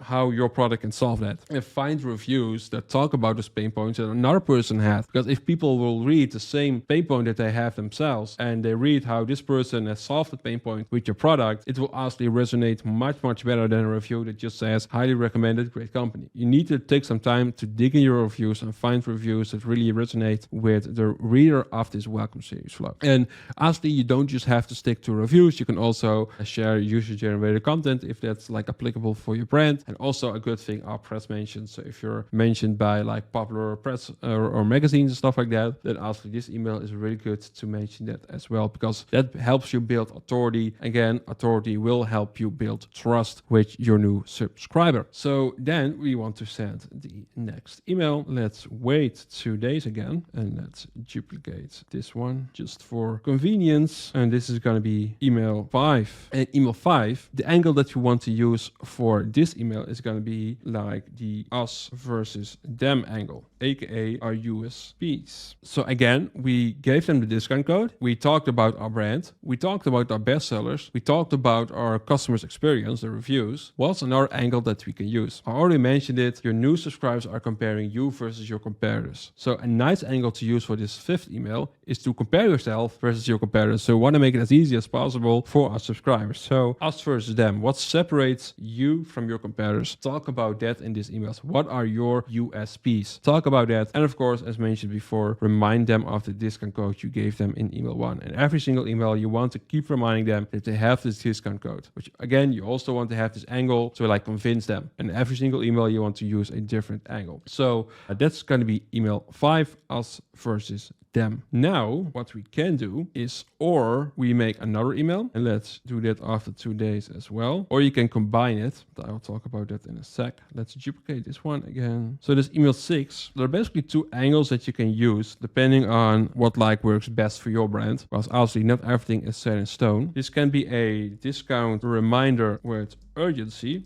48 hours. So you can remind them of the discount code that you gave away in email 1 and say, hey, it's going to expire in 48 hours. In that case, make sure it really expires in 48 hours. Don't use fake urgency. So make sure to use a dynamic coupon code rather than a static code, or make sure to use a static code that looks like a dynamic code. Don't just use discount code welcome 10, please. Don't use welcome 10. So email 6 can be a discount reminder with urgency, 48 hours. Or what you can do is that you give a higher discount in this email. In that case, in email 5, you should have used some urgency with a 48 deadline. So urgency, I do have to type it right, of course. Urgency, 48 hours. There we go. And so that's an angle that you can use. And you use that in email 5. And in that case, email 6 would be a new discount with 48-hour deadline. So there are basically 2 ways that you can do it. So yeah, it kind of depends on what you want. So let's say in the sign-up form you use 10% off, you can now use 50% off, or you use a totally different offer. So instead of a percentage off, you now give a discount, a dollar amount discount on a bundle, for example. So these are like different things that you can A/B test to see what works best for your company. So honestly, after 5 emails, it could be that the people that are there at email 6 are just not interested in the specific discount anymore. So you have to give them something else. That really depends on your brand. So again,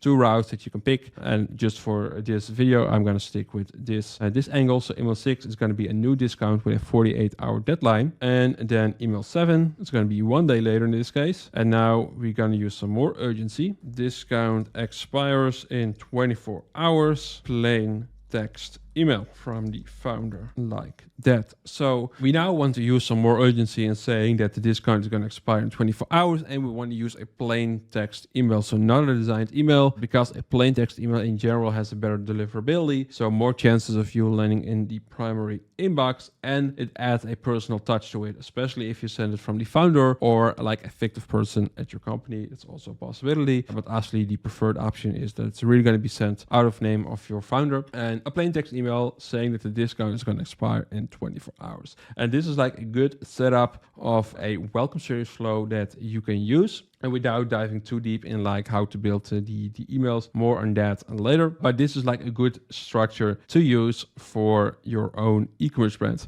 And some things that I do want to point out. So let's select email 1. And if you scroll down, and here, if you hit edit, you can edit the subject line, the preview text, sender name, and sender email address. So the subject line is obviously the thing that people see in their inbox. The preview text is like your second subject line. It's behind your subject line. So really important to have a really interesting preview text for your emails as well. So don't skip on that one. Keep in mind, plain text emails, there's no possibility to enter a preview text. So then you only have a subject line. But for designed emails, you have a subject line and a preview text. Send the name. So you can make some variations on this. So what I see often with the welcome series is that if they have like the name of the founder in the welcome series, that they use Emil from Magistly, for example. So that could be an interesting sender name, and you could actually A/B test versus just your company name and see if it converts better. So that's a nice A/B test to run. Sender email address, always make sure to use the same throughout all of your flows and all of your campaigns. So those are like the general settings. But if you scroll down in here, we have the template. So you can edit the template and preview the email, also for the mobile view. And if you scroll down, you have these settings. So these are really important. The first thing it says is skip recently emailed profile. So smart sending. So smart sending will skip anyone who received an email within the last 16 hours. This time frame, you can edit this in your general email settings. That can be changed to, for example, 8 hours or whatever. But important for your flows, always turn off your smart sending. So turn this off, uncheck this and hit save. The reason why I don't like to use smart sending is because if someone, let's say, is adding a product to the cart, but they already receive another campaign, for example, you still want them to receive the cart abandonment flow because the flows are just so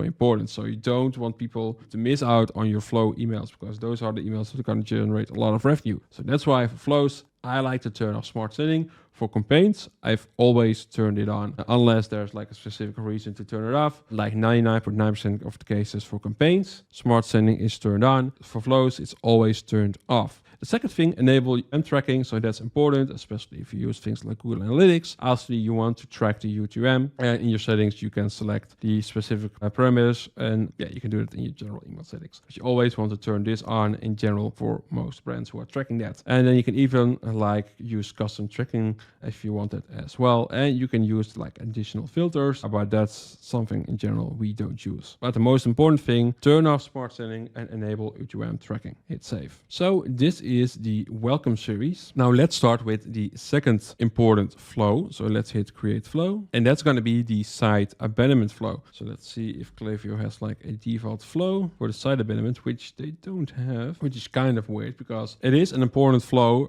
but it is a flow that a lot of e-commerce brands are missing out on, probably due to the fact that there is no default flow from Klaviyo. So we're going to build our own, and let's call it site abandonment, like that. And the trigger that we're going to use is active on site. So it's an API trigger, active on site. And now we can hit trigger filters and profile filters. And first, let me tell you what the site abandonment flow is. So let's say someone has been on your website, but they've not visited a product page. So for example, just your homepage or just a blog page, for example. In that case, you can retarget those people if you have the email addresses with your site abandonment flow. So these people are obviously really early in the customer journey because they haven't viewed a product on your website, but still it is important to send them email. We've seen some great results for our clients with the site abandonment flow. And the trigger that we're going to use is active on site. So different triggers based on different stages of the customer journey. Active on site, viewed product, added to cart, checkout started,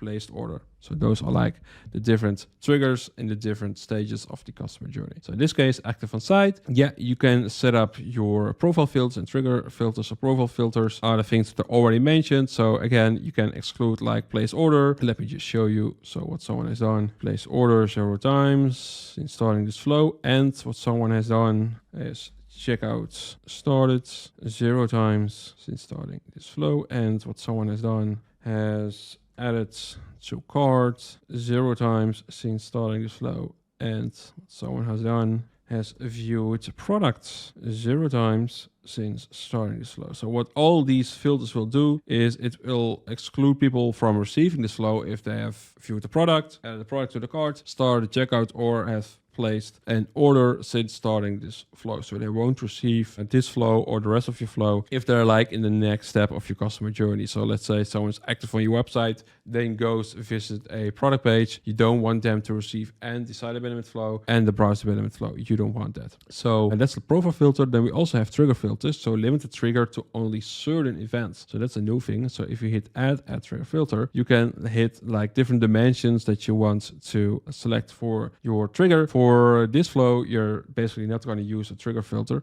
For like, let's say a browse abandonment, cart abandonment, checkout abandonment, it can be useful to use trigger filters if you only want to send a certain flow to people who've viewed a specific product or add a specific product to the cart. So you can make different browse abandonment or cart abandonment flows based on the specific product that they viewed or added to their cart. That's what you can do with trigger filters. But again, for the site abandonment flow, that's not something that you are really going to use because at this stage they haven't viewed a product. So yeah. So let's hit save and confirm and save. And first of all, we want to add a time delay because we don't want to send this email immediately. For the site abandonment flow, the time delay before people will receive email 1 can be anywhere from like 1 to 4 hours. So we hit hours, so anything from 1 to 4 hours. For this example, let's stick to 1 hour. In general, earlier in the customer journey, you want to wait a while before sending your abandonment series. Down the line towards the checkout abandonment series, you want to be pretty quick with sending your first email because they're just a lot more invested.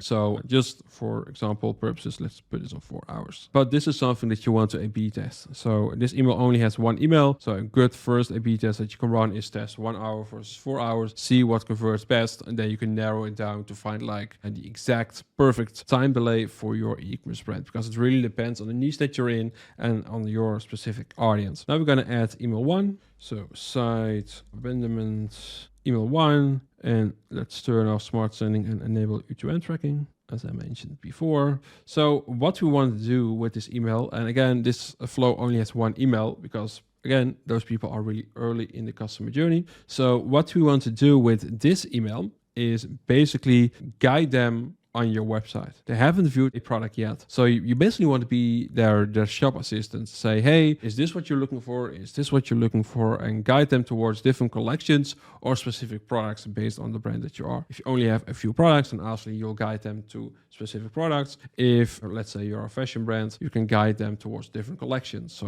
like men's clothing, women's clothing, or like different product categories. So that's like the sole purpose of this email, guide them towards the next step of the customer journey. So you want them to at least watch a collection or preferably watch them a specific product. And that's also a nice A/B test that you can do is make an email where you guide them towards collections and make an email where you guide them to your bestsellers, to specific products, and see what converts best. Because some people might convert better if you guide them to a collection. Some people convert better if you guide them to specific products. So make sure to A/B test that. And that's the purpose of the site abandonment. Basically get them to watch a product on your store. And from there, obviously, that you're going to buy it. Now, the next important flow that you want to have is the browse abandonment flow. We're going to hit create flow again, and let's select browse abandonment in here. And then you already see like the trigger is viewed product. So let's hit create flow. So trigger when someone viewed product. And then you already see Klaviyo has some default profile filters. So checkout started 0 times, placed order 0 times, and has not been in the flow in the last 30 days. So obviously you don't want to like keep resetting this flow if someone is adding a product or is viewing a product. So that's why it has not been in flow for the last 30 days. One thing is missing in here, and that's the trigger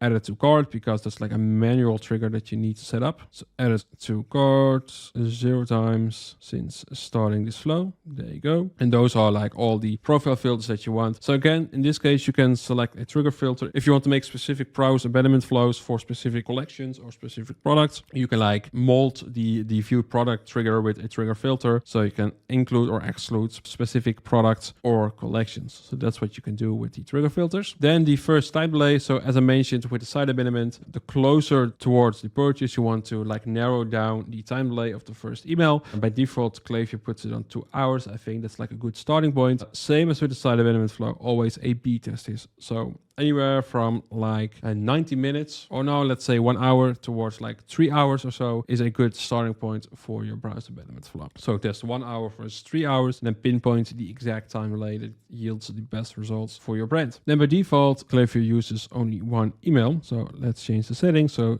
turn off smart sending and enable UTM. And then this first email is just a simple, did you see something you liked? So just a general reminder of the product that they've viewed on your website. And then you can build out this specific flow with like specific emails. So what you can do is, for example, 1 day later, make email 2, and email 2 is going to be testimonials or reviews or user-generated content or press mentions. So basically, like we did in the welcome series, we want to convince people to buy the product that they viewed. Email 1 is just a general reminder. Email 2 is going to be reviews, user-generated content, press mentions. So they've viewed a product on your store, but they haven't added it to the cart. So they're just window shopping. So you want to convince them that this is the product that they need. So think about what are like different angles that you can use to convince people to actually buy from you. Reviews are really important, but obviously there are multiple angles that you can use. We already discussed them in the welcome series flow. So things like your brand story, things like the specific USPs of the product that they viewed. So that's why it can be really good to make conditional splits or specific flows for specific collections. So you can make specific emails about specific reviews for specific products. And also when you talk about USPs, you can make those specific for the product that they viewed. So in that case, it could be really beneficial to make like splits or specific flows with like trigger filters. So talk about USPs, stuff like that. And then after a while, starting email 4 or 5, you can add in a discount to like convince the last people to actually buy from you. I'm not a big fan of giving away a discount like straight away or with email 2 already, because a lot of people are kind of used to getting a discount code. So they're basically just waiting for you to send it to them. And then after a few days, if they notice that you're not sending them a discount code, they're way more likely to actually buy, where you're just gonna pay the full price for it rather than waiting for the discount code. And actually after 4 emails or so, you can start giving away a discount code, but then because then people are just not waiting for it anymore. And then it's like a nice surprise that they will receive a discount code, and that can actually help them to like take that step to actually buy a product. So this flow can typically be like anywhere from like 4 to 6 emails. That's typically what we like to use. So I'm not gonna fully build it out right now, because then this video is going to be even longer than it already is, but use like the different angles that we already mentioned in the welcome series flow build up. So think of ways that you can convince people to actually buy from you. Why would they buy from you if they viewed a product on your store? Next important flow is the cart abandonment flow and the checkout abandonment flow. And these are 2 separate flows, but they actually have almost the same content. The difference is that they use different triggers. So the next trigger after the browse abandonment flow is added to cart. After the next step, the next trigger is checkout started. So the difference between added to cart and checkout started is someone has added a product to their cart, they don't necessarily start the checkout. That's a specific button that they have to select on your cart page. So that's the difference between those people. They're almost like in the same mindset, but just a little different. So that's why we use kind of a similar approach to both flows, but you do need to have both flows. And now we get into the confusing thing, because if you hit create flow and look for checkout, you'll see there's no default checkout abandonment flow. But if we search for cart abandonment, you see there's a lot of options. So let's pick the abandoned cart reminder in here, or let's pick this Shopify one, the standard. No, it's gone. The standard email and SMS. Then you'll see that the default trigger is checkout started for this one. And this is the default flow that a lot of people are using. It's called abandoned cart, but the trigger is checkout started. So this is not an abandoned cart sequence. This is an abandoned checkout sequence. And this is where a lot of brands go wrong. They think this is abandoned cart, but it's actually abandoned checkout. So those are 2 different flows that you should have. You also have this one. Now it's gone again. Let's search again for cart. And this one does use the add to cart trigger, as you can see in here. So this is actually the right one to use, but most people just go for the left one. In this case, it uses add to cart. So this is a nice one to use. Let's hit create flow. So trigger when someone added to cart, profile filters checkout started 0 times, placed order 0 times, and has not been in flow in the last 7 days. So again, you can select a time frame that you don't want people to receive the flow again and again. It really depends on your niche and your brand, what's like the time delay. Honestly, the closer towards purchasing, the shorter you want to keep this time frame. So the price abandonment was on like 30 days. 7 days is quite early, to be honest. I really like to put it on like 14 days. But again, it also depends on your niche. So how frequent are people buying from you? If in general there's like a large time frame between the first and the second purchase, then honestly you can broaden up this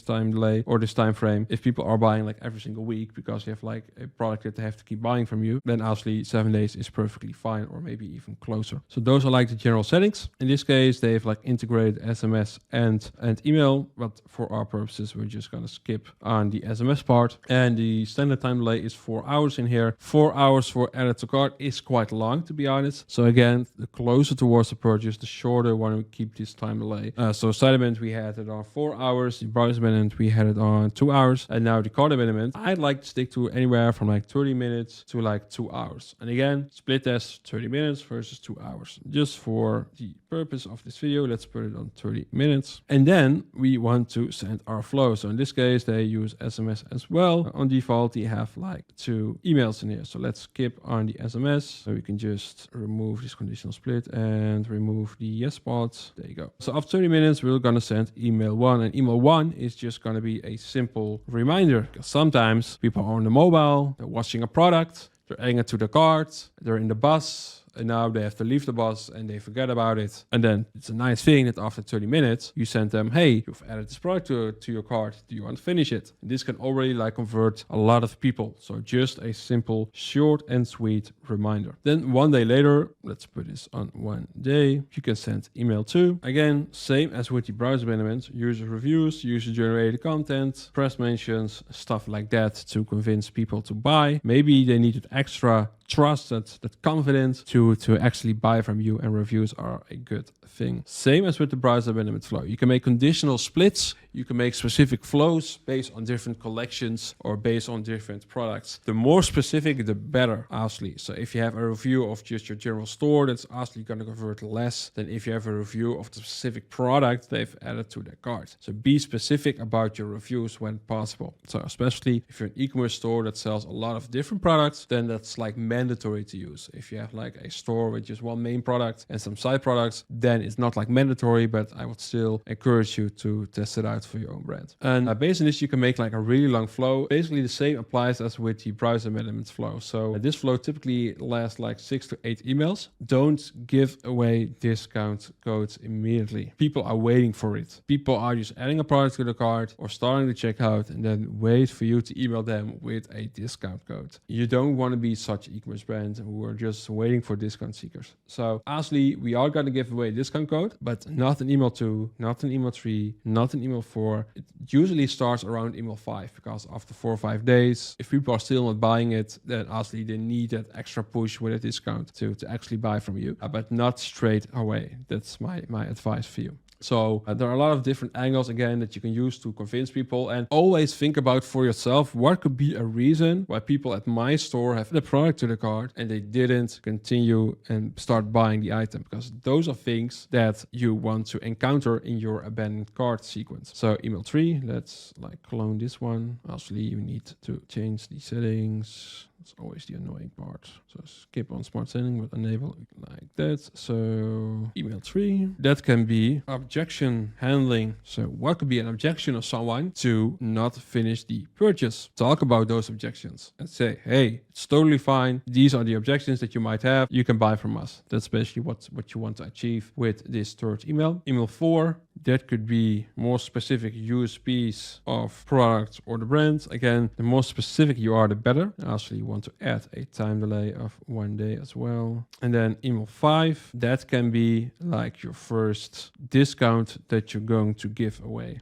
So discount X% off, 48 hours only. So you already use some urgency. That's really important, because if you give away discount without urgency, there's no reason for people to actually buy right now. So I always want to have some urgency into it. Honestly, besides the welcome series flow, because it's like a typical longer flow, and then you only want to use urgency down the line, starting email 5, 6, stuff like that, like I already mentioned. So that's going to be email 5. Then email 6, that's honestly going to be 1 day later, a 24-hour deadline. And then based on the brand, you can have an email 7 and 8 and give a higher discount when possible. Obviously, that really depends on your margins and stuff like that. Or what you can do is you make one more email and stick to the same discount, but now have a plain text email from the founder with, hey, we extended the sale for you for just 24 hours only. This is your last chance. So extended sale, 24 hour only, a plain text email from the founder.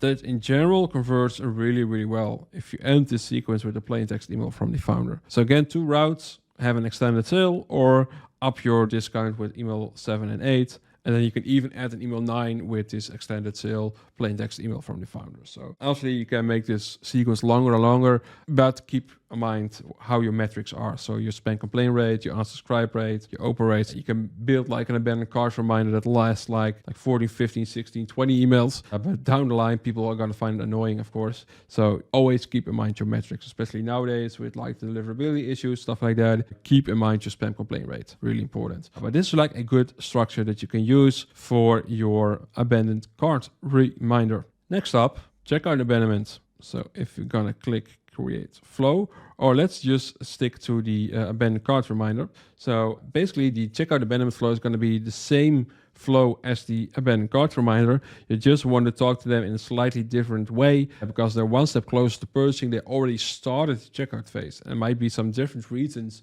why people have started checkout but didn't finish it. So your objection handling might be a bit different. Your reviews might be a bit different. Your discounts might be a bit different. It might be that during the checkout phase, people have seen that they have to pay $10 shipping fee. So that could be a potential objection for people to actually buy from you. So instead of giving away 10% off, which costs you like a minimum of $20, for example, for an AOV of 200, you might just can get away with just free shipping, for example. So it costs you less, but it gives you a higher conversion. So think about what could be the objections and make the content specific for that flow, but the general structure stays the same as the abandoned cart. So let's clone this and call this abandoned checkouts. Hit continue, change the trigger to checkout started. Hit clone flow. So this could take a while, but it's already there. So it didn't change the name. So let's change it like this. Let's open it. So now the trigger is when someone checkout started, and now we have to change one thing, and that's remove the checkout started profile filter, because that's not necessary for this flow. The only profile filter we have is that person has placed order 0 times since starting this flow, because if someone is on a purchase, we don't want them to receive the rest of this flow, of course. And again, the has not been in this flow in the last 7 days. So the content stays the same, as I said. Just think about what could be a reason why people did start a checkout but not finish it, and tailor the content towards that. So that's going to be the abandoned checkout flow. And those are basically the most essential pre-purchase flows that you want to have for your e-commerce brand. So we have our welcome series, our site abandonment, our browser abandonment, cart abandonment, and our checkout abandonment. So 5 flows all ready. And now we want to continue with our post-purchase flows. So those are also really important. So after purchasing, you also want to send your people a few flows. The main one is going to be the post-purchase flow. So if you hit create flow, Klaviyo tends to call it customer thank you. And you also have a post-purchase flow here, but the customer thank you gives us a better base. So I like to call it post-purchase, or you can call it customer thank you, just whatever you prefer. So the trigger when someone placed order, and what I like to do is add a profile filter. By default, Klaviyo doesn't use it. I like to add a profile filter that says what someone has done, canceled order 0 times since starting this flow. Because it could be that someone has placed an order, but after that they canceled this. And then obviously we don't want them to receive the rest of the post-purchase flow if they've canceled an order. So that's why it has like a profile filter that I like to add. Again, you can make specific trigger filters if you want to make specific post-purchase flows based on specific collections or products that people have bought. For this course, I'm not going to show you that right now. By default, Klaviyo has this flow where after one day at 9 a.m., we're going to send an email, and they have a conditional split that says has placed order equals 1 overall time. Yes or no. If yes, then it's a first time buyer. If no, it's a returning customer or repeat customer, as Klaviyo likes to call it. So obviously you want to send different content to your first time buyer and to your returning customer. And that's the only email that they have. I like to do things a bit different. So for example, the time delay, I want to send it, let's say 30 minutes after buying. You can also do it like instantly if someone has done a purchase. I don't like to do that because you have to keep in mind that if someone has done a purchase, they will already receive transactional emails from your brand.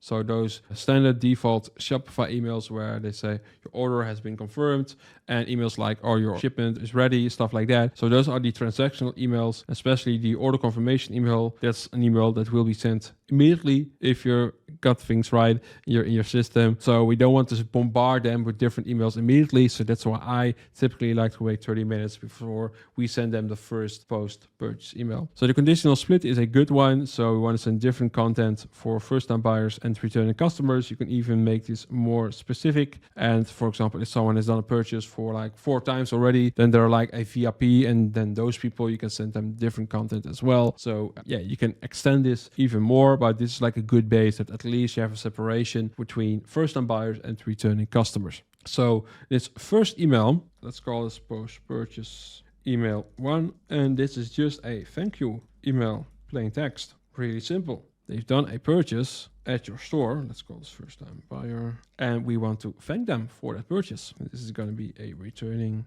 customer, like that. So yeah, we really want to thank them for purchasing. So turn off smart sending and turn on like that. So thank them for doing a purchase at your store. Generate a plain text email from the founder or from your team.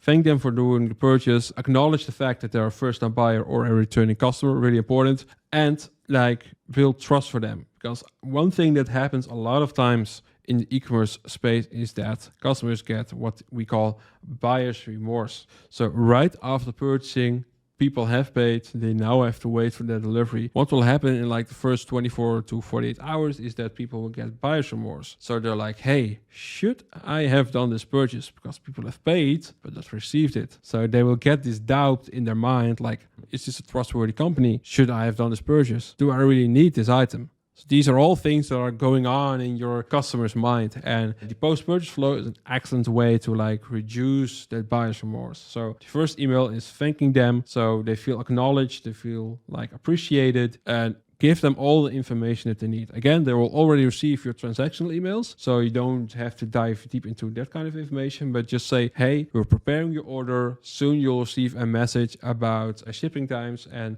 I will keep you up to date with that. So just that sentence alone will already build like confidence for them with, hey, this is a trustworthy company. They will keep me up to date and stuff like that. And what also a good thing with this first email is that you can say, hey, if you want to add something to your order, click here and link to your website where they can buy another item. So you can like cross-sell them and get them to buy more. So you can increase your average order value. Just a simple sentence with like, hey, click here to add something to your order. So we can ship it together with your first purchase. That can already go a long way. And we've seen some great results with that. So the main goal is not really like selling them. It's like building trust with them, but it's like a nice side effect that you can create with this plain text email. Then obviously we want to have a second email. And for the rest of the flow, I want to send the same content for first-time buyers and returning customers. So we basically want to combine these both paths to one path again. So what we can do is put this in here.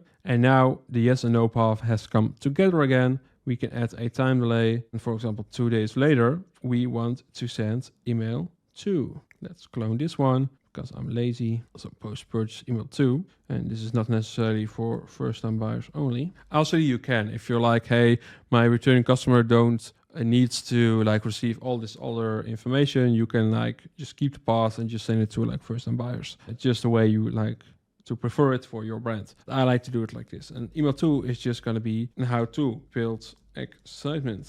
Again, you can even put this on 1 day, because the first day, the buyer's remorse is the worst. So we want to reduce the buyer's remorse. And so people have paid, they're now waiting for the delivery.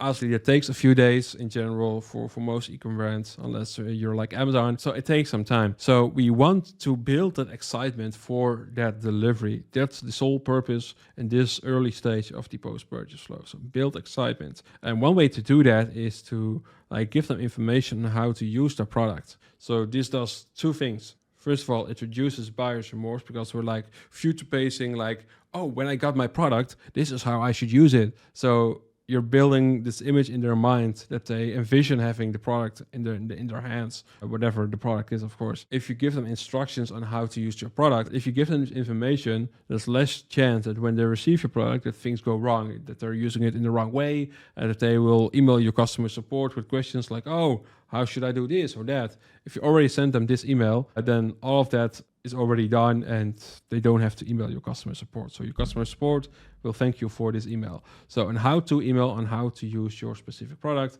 Obviously, if you sell different kind of products, make sure to use splits based on the specific product that they've bought. So you can make this email really tailored towards that specific product. So that's going to be email to. And now we want to add a time delay, and this really depends on your shipping times. So let's say it takes a few days for people to receive the package. Let's add a time delay of 10 days. And at that point, we assume that people have received their product. So again, this time delay really depends on your shipping times. Then this email 3 is going to be introduce your loyalty system, if you have one. So at this point, they've received your product, they've tested it out, if it's applicable, if they've weared it or whatever. This is a good moment to introduce your loyalty system, and you should have a loyalty system because at this point, they're happy. They got the product. It's the first days. They're happy about it. Right now, this is the moment that you're going to say, hey, are you enjoying your purchase? Here's a loyalty system so you can earn points, get discounts on your next purchase, stuff like that. So zone them inside your loyalty system,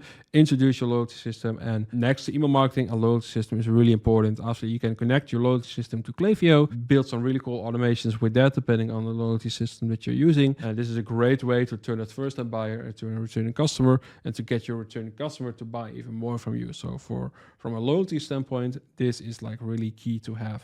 And then again, depending on the type of product that you have, so let's say 3 days later, they've now used your product even more. So they got some good understanding of your product. They can basically have like an opinion on your product. So you can maybe already guess what we're going to do with email 4. We're going to ask for a review, because you want to build social proof for your brand. So ask for a review depending on like the review system that you're using. You can integrate it with Klaviyo and make like a specific flow for it. If you're just using like a standard review system, you can just do it in your post-purchase flow. So if you use Okendo or stuff like that, we in general like to make a separate flow for this because there are like specific triggers that you can use and stuff like that. But other than that, you can also do it in your post-purchase flow. So ask for a review, because at this point, people should have a good opinion on your product. So you want to ask for their input. Important to get like information from your customer, and important to build social proof. So we can reuse that for our abandonment series where we share social proof with them. So really important. And a thing that I like to do is say, hey, because we appreciate you leaving a review, here's a discount code just as a thank you for leaving a review. You're asking for a review and you're giving away a discount code.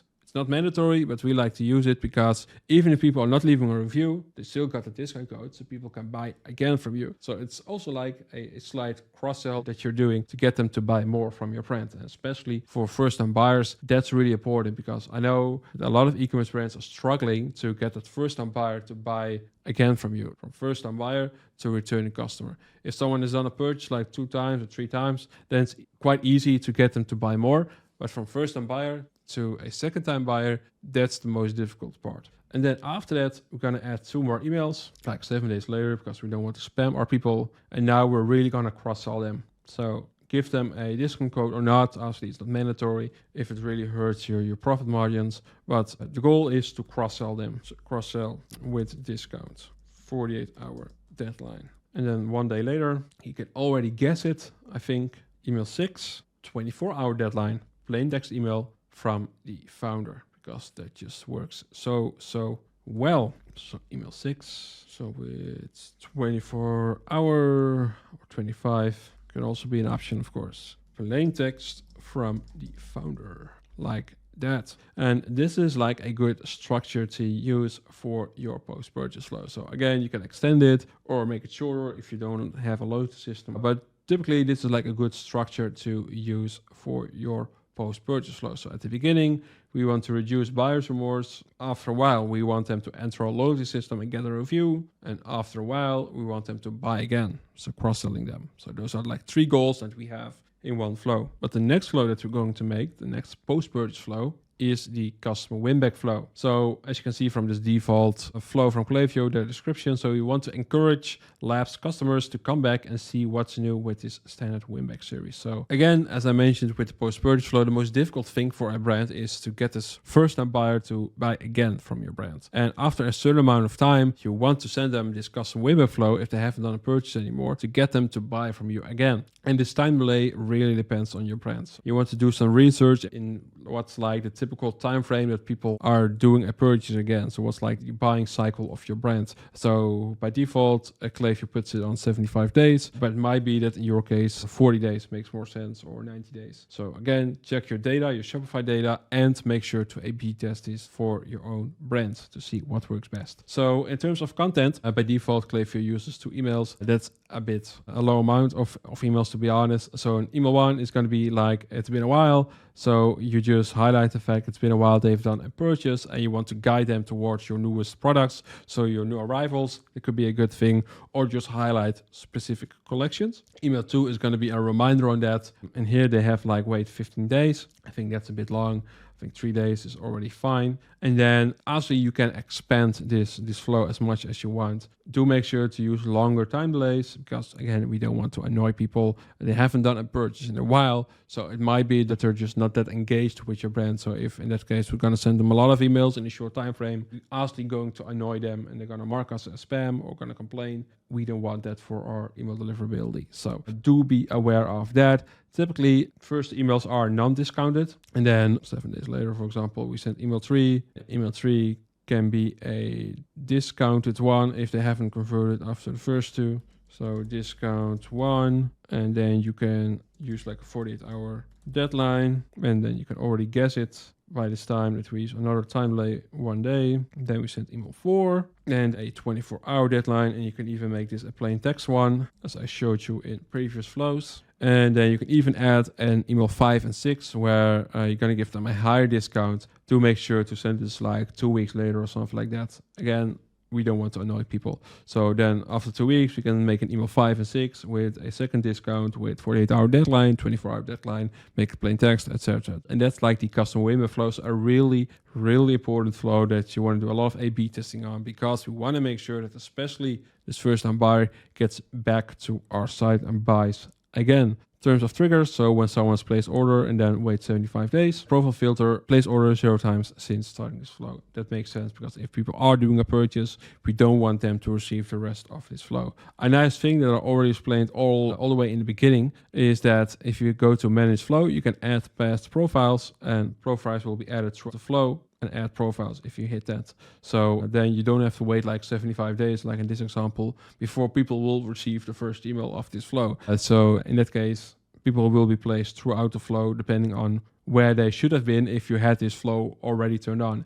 So that's a nice feature that I would highly recommend for a flow like this. And that's the customer win-back flow. And then the last essential flow that I want to show you is the sunset flow. So Klaviyo has 2 default flows for this. Let's use this one. And the trigger will be that we select our unengaged segment, and more on segments later. But the sunset flow is a flow that we're going to send to people who haven't engaged with our brand for a while now. And as you can see from this description, proper list cleaning is critical to maintaining good email deliverability. Use this flow to sunset unengaged subscribers. So typically you see really low open rates with this email because we're sending emails to people. So they haven't opened email from us in like 90 days or 120 days or even longer, depending on which segment you're using. So the only goal is for people to actually open the email, because if they open the email, they are engaged again. We can start sending them campaigns again, for example. So that's the only goal. The goal is not to get them to buy. We just want to see if you can re-engage those people. And if not,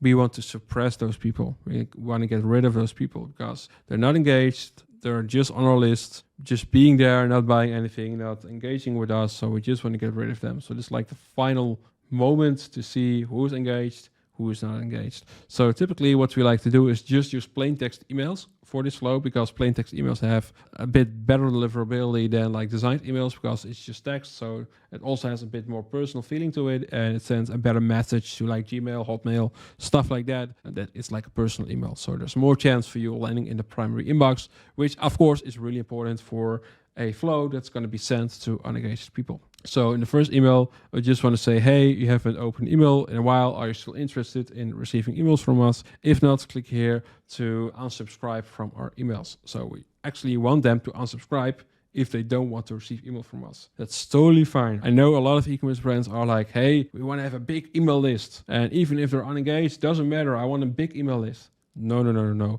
You really want to get rid of the people that don't want to receive your emails, because in the end, you're just paying for them. So it's costing you a lot of money if you got a lot of unengaged people. And those people are more likely to mark your email as spam or to use the spam complaint button. And that's what you don't want. You rather have those people just unsubscribe. That's totally fine. And then you can just focus on your engaged people. So that's email 1. Email 2 and 3 that we like to use typically are just going to be like the highest discount that you can give away. And you really want to use like clickbaity subject lines, because again, the only goal is for people to actually open the email. And that's basically what we want to do with this sales flow. So a really vital email. Again, it's not going to generate your revenue, but this is going to be a flow that's going to like double check if someone is engaged or not. And then at the end, if people haven't opened any of your emails, you can like update a profile property where you say unengaged is true. And then you can make a segment with the tag unengaged is true, and then you can suppress those people. And more on that later, by the way. That's like the sunset flow, and like really key that you have this in place for your brand. And then we basically have all our core flows ready. So those are the most important flows that you should have: welcome series, site abandonment, browse abandonment, cart abandonment, checkout abandonment, post purchase, customer win back, and the sunset flow. And honestly, there are a lot more flows that you can build. The possibilities are endless. You can have like a bounce back offer right after purchasing. You can have a back in stock flow. You can have a replenishment reminder if, let's say, you're a skincare brand where people buy a package that lasts 30 days, and after 25 days you can say like restock now or something like that. So a replenishment reminder is a good idea. You can make like specific cross-sell flows based on your data. You can make like a specific window shoppers flow for like a specific segment of people who've engaged with your website in a specific way, that are like highly engaged but they haven't done a purchase. Then you can make a specific flow for those people. So again, the possibilities are endless, but these are the core flows that you should have, and these other flows are going to be the biggest money makers for your brand, especially the welcome series flow, the cart abandonment, checkout abandonment, and the browse abandonment flows. Those are the most important flows that you want to really optimize over time, and that you really should have in place. So inside Klaviyo, we just discussed sign-up forms. We've talked about flows. Now it's time to get started with campaigns. Campaigns are obviously the newsletters that we're going to send to our subscribers. So in this demo account, if you go in the left menu to campaigns, you'll see this: create a new campaign. So build brand awareness and increase sales with a one-time targeted message to a group of recipients. Use campaigns for sales, promotions, and exclusive deals. Create campaign. And here you can make your first campaign. So let's call this demo campaign. Draft date, you can select a date, and then you can select an email, SMS, or push. In this case, of course, it's an email. And this is like the most important information that you need to fill in. You need to fill in your recipients, to which people are you going to send this newsletter. Now just select the newsletter list, because that's the main list I'm going to use. Honestly, when you're going to start sending campaigns, you just want to send to engaged people. More on that in the segmentation part of this course. Then you have to select if you want to skip recently emailed profiles. So this is our smart sending, and as explained earlier, for flows we always want to turn off smart sending, but for campaigns 99.9% of the time we want to turn on smart sending. So make sure this is toggled, and then here you can turn on UTM tracking, which is important as well. Then you can hit continue to content, and then you can fill in your subject line and your preview text, your sender name, and sender email address. So basically the same as with our flows. And now Klaviyo will ask you, how would you like to design your email? Drag and drop, text only, or HTML? HTML, I'm not a big fan of it, because like almost guaranteed you will run into like issues with your mobile view or your desktop view. It's just really difficult to get pitch perfect on every single browser, every single app. And yeah, that's why I'm just not a big fan of it. So, or use plain text emails. In the flows part, I already talked about why you should use plain text emails every now and then, and as Klaviyo mentioned it themselves as well. It's more of a personal field, so that's why sometimes it's good to use plain text emails. Also for your deliverability, it's good, because in general it has a better deliverability than designed emails. Text only, definitely a good option to use every now and then, but most of the time we will use the drag and drop editor. So if you click on that, there's a template library and save template, so you can save your templates. But in this case, we're gonna hit create blank email. And then we're in the builder, the email builder from Klaviyo. I won't go too much in depth in here. We're going to do it later once we have a design that we're going to implement.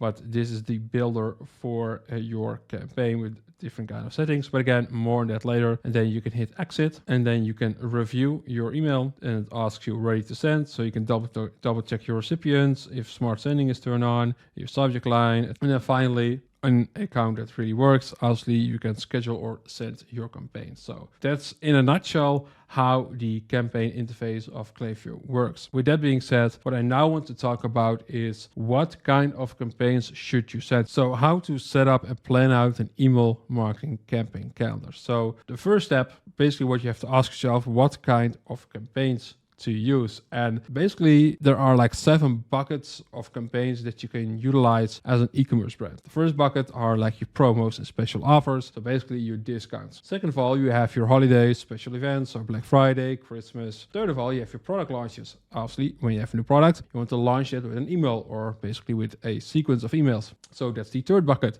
The fourth bucket are product highlights. And this means that you basically want to highlight a product of yours, and you can do it in specific ways. You can do it with an email where you first talk about a problem that people have, and then you link it to your product, which is the solution for that product. You can use an us versus them angle, so you compare your product versus your competitors and actually highlight how your product is better. You can promote your bundles if you have any. You can have like an essentials email. So for example, if you're a skincare brand, just highlight the top 3 essentials that people should have. Your best sellers, self-explanatory, new arrivals, gift guides, especially in Q4, that's a really good one to use. Or also, for example, right before Valentine's Day and stuff like that. If you use a subscription model, I'll say that's something that you can use as well. And if a product is back in stock, a restock campaign works perfectly. So those are like your product highlight campaigns that you can utilize. Obviously, there's a lot more that you can do, like highlighting specific ingredients, what the benefits of them are, and stuff like that. So you can go really in depth with this. So explore different kind of product highlight campaigns. Then the 5th bucket is your social proof. So share reviews, share user-generated content,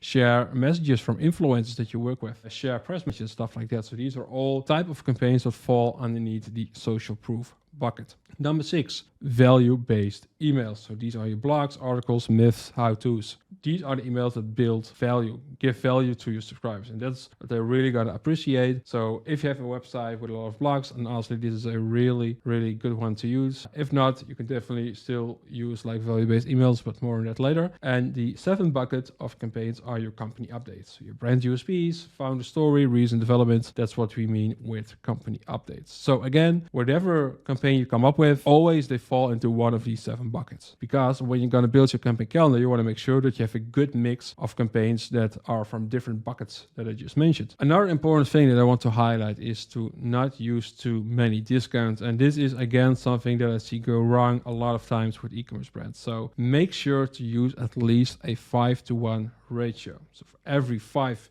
non-discounted emails, we use 1 discount email. And we, for our own clients, even like to use a 10-to-1 ratio. So for every 10 non-discount emails, we use 1 discounted email. And what this does is that it will protect your brand's margins. It will improve your brand's reputation. It will just give you much better long-term results. Because you can imagine, and I see this all the time, that if you give away discounts all the time, after a while, your audience is just not open to it anymore. Because if you're giving away 20% off this week, if you're going to give it away next week again, then people are like, yeah, you already did it last week. So it's just not that interesting anymore. While if you're a brand who's not using discounts all the time, people are really excited about it once you give away a discount. So that's why we like to use a 10-to-1 ratio and like a max of 1 discount email per month. That's usually what we like to do. And honestly, Q4 is like the exception with Black Friday and stuff like that. But in all other months, sometimes we even have like 2 months of 0 discounts for some clients. Now the second step is to determine how often you want to set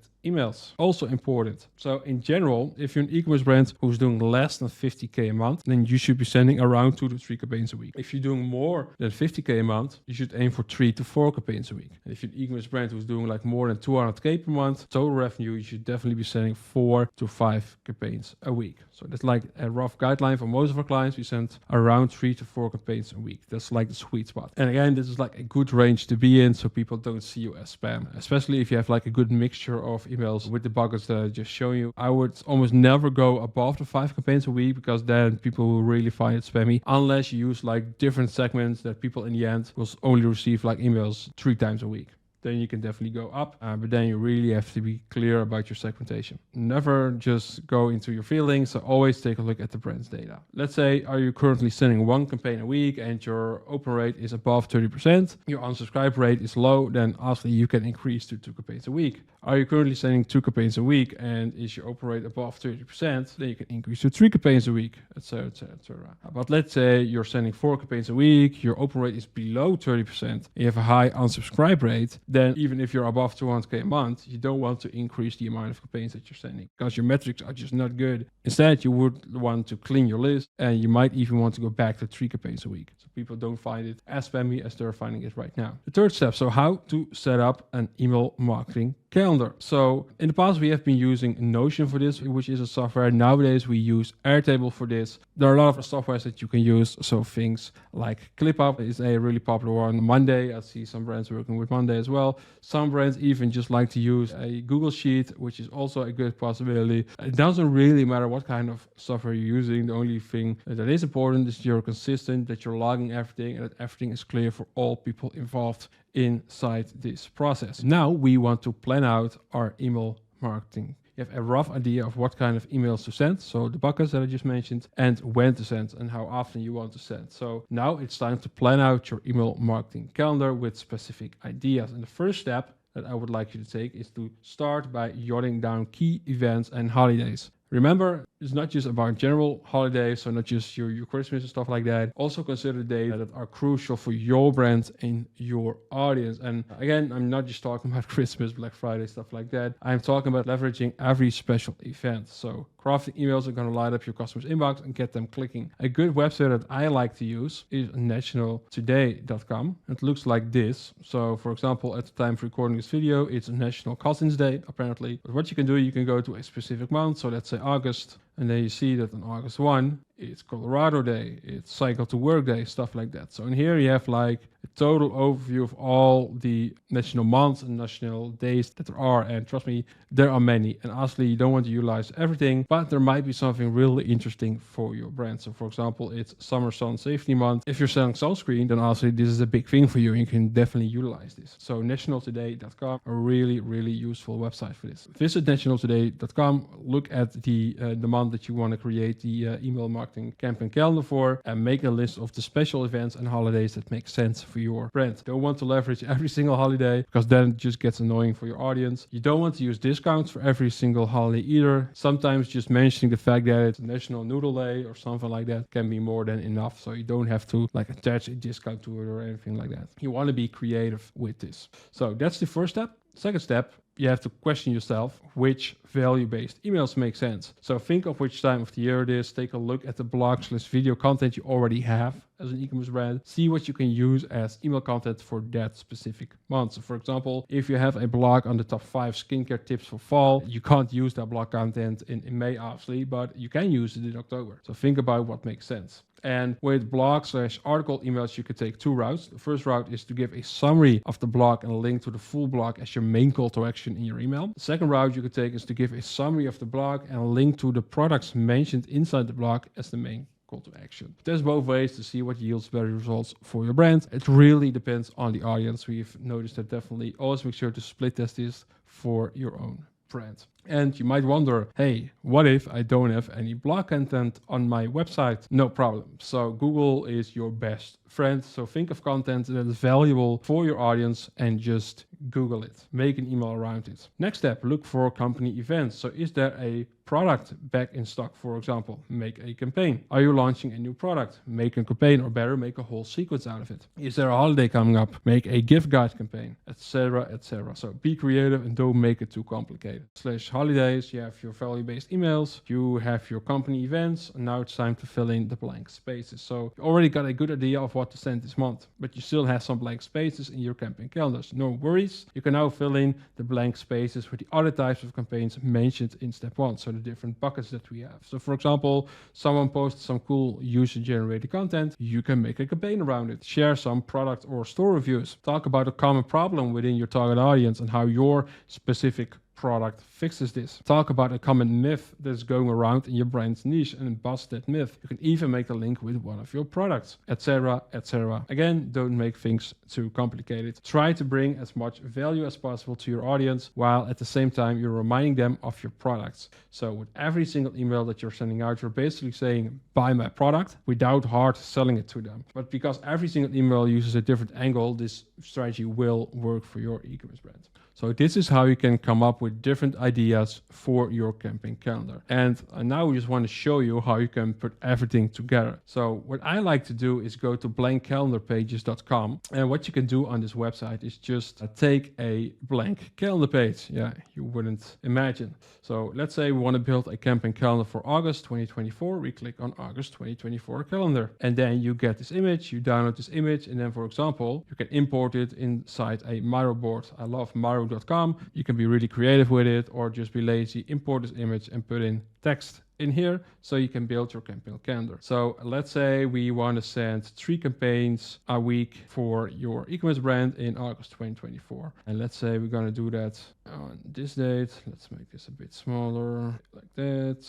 Going to send 3 times a week on a Tuesday, on a Thursday, on a Sunday. I love sending on a Sunday. This is like the default schedule for August 2024. Let's go to nationaltoday.com and take a look at the August schedule. It's the start of Summer Sun Safety Month. And we're a skincare brand. Let's say we're a skincare brand and we're also selling sunscreen. So at the beginning of the month, we can already make like an email about this Summer Sun Safety Month. As the start of August, that would be a good campaign. So just highlight about the Summer Sun Safety Month and why it's so important to use sunscreen, for example. That could be your first campaign. And that would be one special holiday that we're going to use. Let's scroll down if you can find something towards the end that can be useful. Let me quickly check this. If there's like anything in here. Power Rangers Day, is that useful? Might be always useful. Let's pick National Sports Day, because if you sport, you're sweating quite a lot, and for your skincare routine, it is important. So you can highlight, for example, like after sporting, you should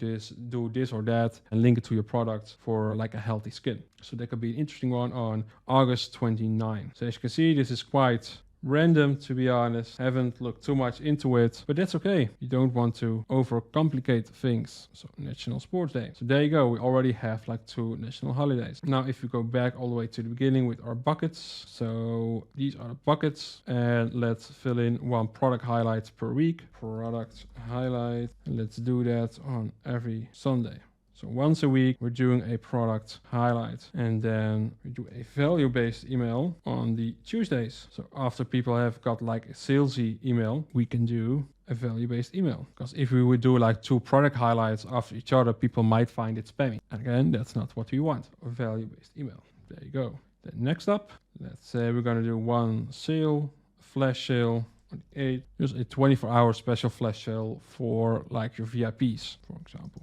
So a VIP flash sale. Then we've got 2 spots left. Let's do 1 review email. Really nice and simple. And then what kind of bucket do we have? Let me see. Let's pick a myth, or that basically falls into the value-based email. So let's skip that one. Let's give a company update on like recent developments. There you go. So what's going on behind the scenes? People love to see behind the scenes. So it's a really big tip for your brand. So you can see in just a few minutes, I built out this general structure for a skincare brand for August 2024. So you have a good mix of different kind of campaigns, which is just not going to annoy your audience. And that's basically what you want to sell your products without actually selling it. So people don't want to be sold, but they do want to buy. Now you have this rough sketch, and now you can like import it inside your own campaign calendar, whether it's Airtable, Notion, ClickUp, Monday, etc., etc. The possibilities are endless. Doesn't really matter, or you just keep it like this and then build it out in like a Google sheet. That's also fine. This is how you can like build out a campaign calendar for your own e-commerce brand with a good mix of campaigns that's not going to annoy your audience, but is going to generate a lot of revenue for your brand. So we've talked about sign-up forms, we've talked about the flows, about the campaigns, but we haven't talked about email design yet. So that's what I want to discuss right now, because obviously email design, especially in the e-commerce space, is just really, really important. First of all, because you want to make sure that the emails look similar to your website, so the branding is on point. And second of all, because email design is also really important for your conversion. And that's something that a lot of e-commerce brands don't understand. Email design is not just about aesthetics, it's more so about conversion mechanisms. So you want to make sure that you design your emails in such a way that you get a higher click rate and a higher placed order rate. And that's like the essential part of email design. So the first thing that I want to discuss is basically the new email design taking over e-commerce. And what we notice is that email design over the past few years has been changing quite a lot. So in the past, we saw like the long form emails with a lot of copy and the design element wasn't that important. But what we notice right now is that simplicity is key. So your subscribers, they don't like long paragraphs of text anymore. In the past that worked, it's just not working anymore. So they either don't have the time to read or they know that you will be using a lot of fluff to convince them to buy. So people are just aware of that. So a long paragraph of words and too many colors is like a messy room. It's uninviting and uninspiring. And this is just an example what you see in here. This is just one big pile of text. And the only thing that they want to tell with this email is that everything must go. There's 40% off, a clearance sale, and that's it. So you could basically have like 2 lines of text and a call to action button, design it in a static way with some conversion strategies behind it, and that's it. But instead of that, they use like a big pile of text to make clear that they're having a clearance sale. So this is just not converting any. So instead you want like a clean and tidy room that invites people in. So keep your email design simple and to the point. Just have a clear value proposition and unique mechanism to achieve the end state. No blobs of text, no excessive callouts, and nothing over the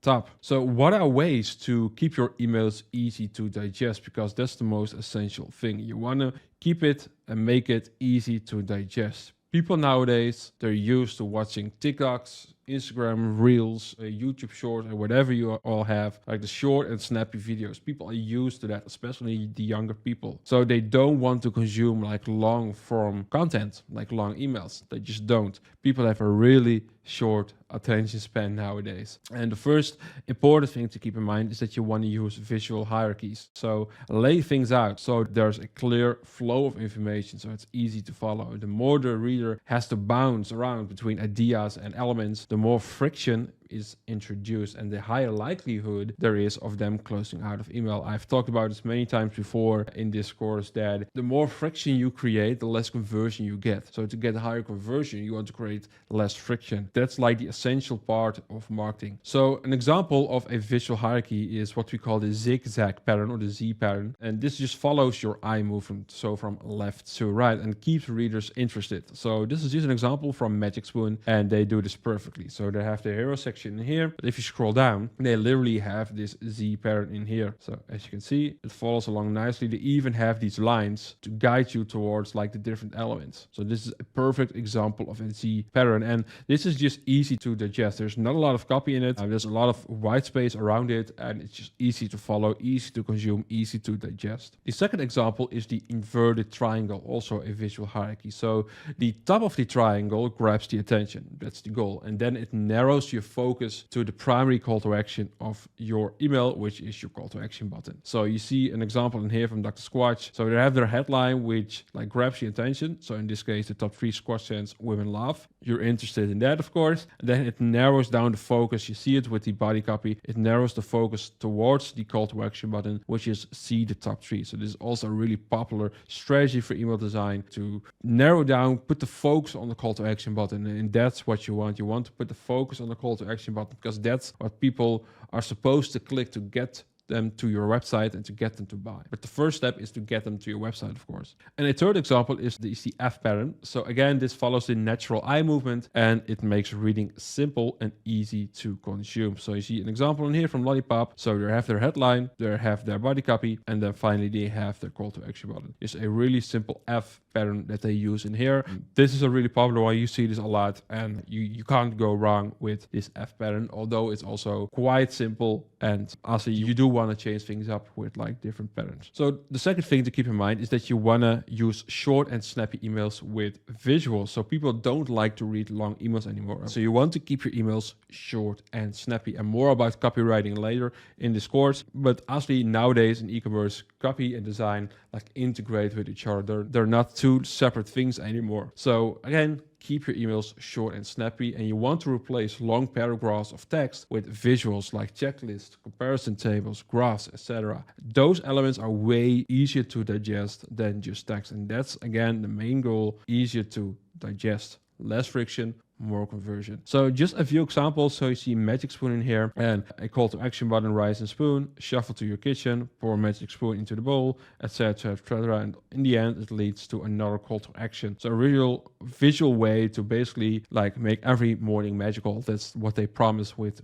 this email. All you have to do is spoon. So this is a great visual way to display this. Another example from Magic Mind, so Hack Your Happy Hormones, where they give some information about the different hormones. And honestly, a lot of e-commerce brands would like have long paragraphs of text where they explain each hormone and what it does for you or what you need to do for it. But instead, Magic Mind decided to make it in a visual way with just a few checkpoints in here. So they just made checklists out of it. And this is, again, way easier to digest. And people are going to read this way more than if they put it in like a long paragraph of text, obviously. Monkpack is another example. So they have like different bars and they want to compare their bars so it's clear what's like the difference between their bars. Again, they could have done this with like a long paragraph of text explaining like the similarities between the bars and like what are the differences. But instead, they made this comparison table, which again makes it really visual what the benefits are of each bar and also what the differences are between the nut and seed bar in this case and the granola bar. So really visual, easy to digest, and it's immediately clear what to expect from this email and what's like the benefit for the people or what's like the difference between those bars in this case. And don't forget, optimize the above default section. So the above default section is really key in email design. There's a lot of debate about this the last couple of years in the email marketing scene that optimizing the above default section has become less important. From our experience with our clients, we definitely see that optimizing the above default section is still really important, also on mobile, because that's kind of the debate that anymore because people are used to scrolling on their mobile,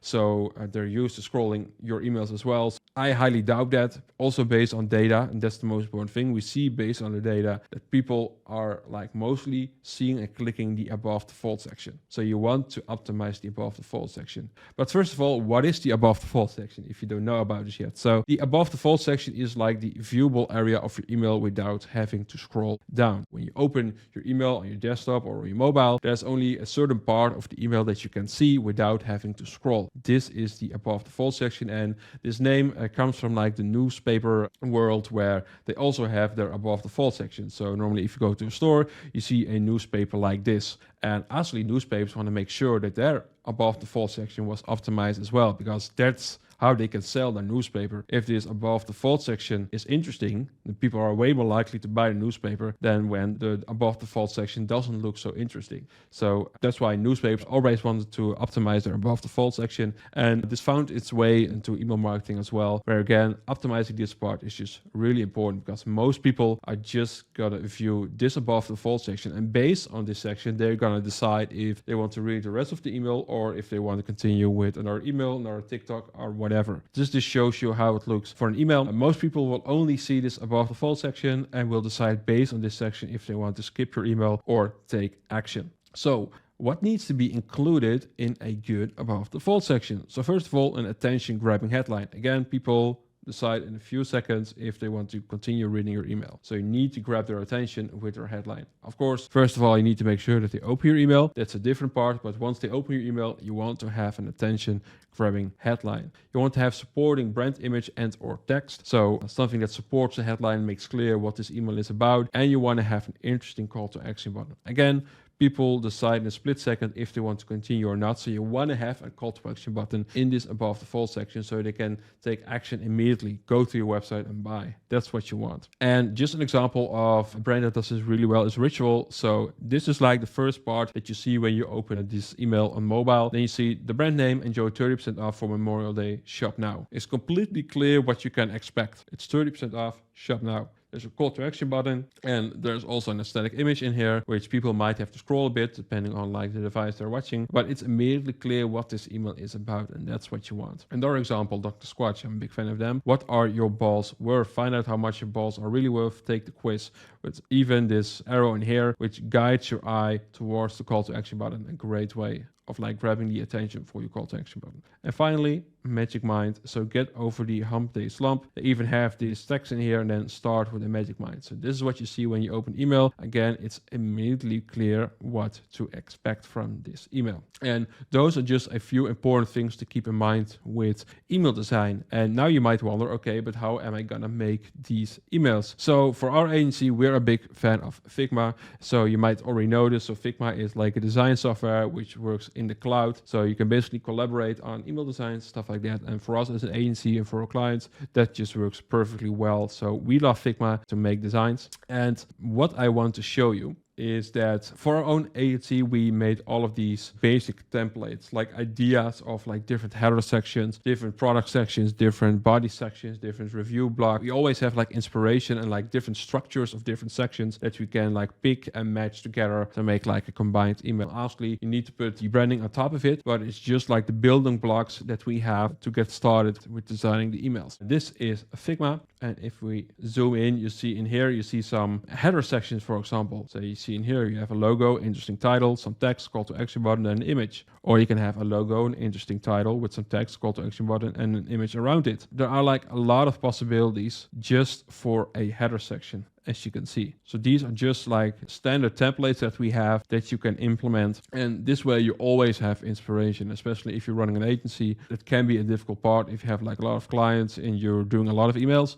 you want to be original and have like a lot of different variations. And this is just like the header sections, like 25 different header sections. And in here you see some examples of what you can do with those sections. And the same goes for like review blocks. There are a lot of different ways that you can share like reviews. So you see in here, we also thought about that with like different styles of making reviews. Same goes for like product sections. There are a lot of different ways that you can show those. So for example, in like a zigzag structure, like a visual hierarchy that I just discussed, a great way to show like different products. And honestly, there are a lot of different ways that you make variations based on this, like 2x2, everything centered, 2x2, but without like supporting text, stuff like that. So we have a lot of variations for this as well. And again, we also have it build out so you can see how it looks if you would design it. And of course, every brand is different. Every brand has a different design. So fonts, colors, stuff like that, everything will be different based on like the specific e-commerce brand. But this is just an example based on our branding. And then finally, we have the body section. So like different supporting elements, like just body copy,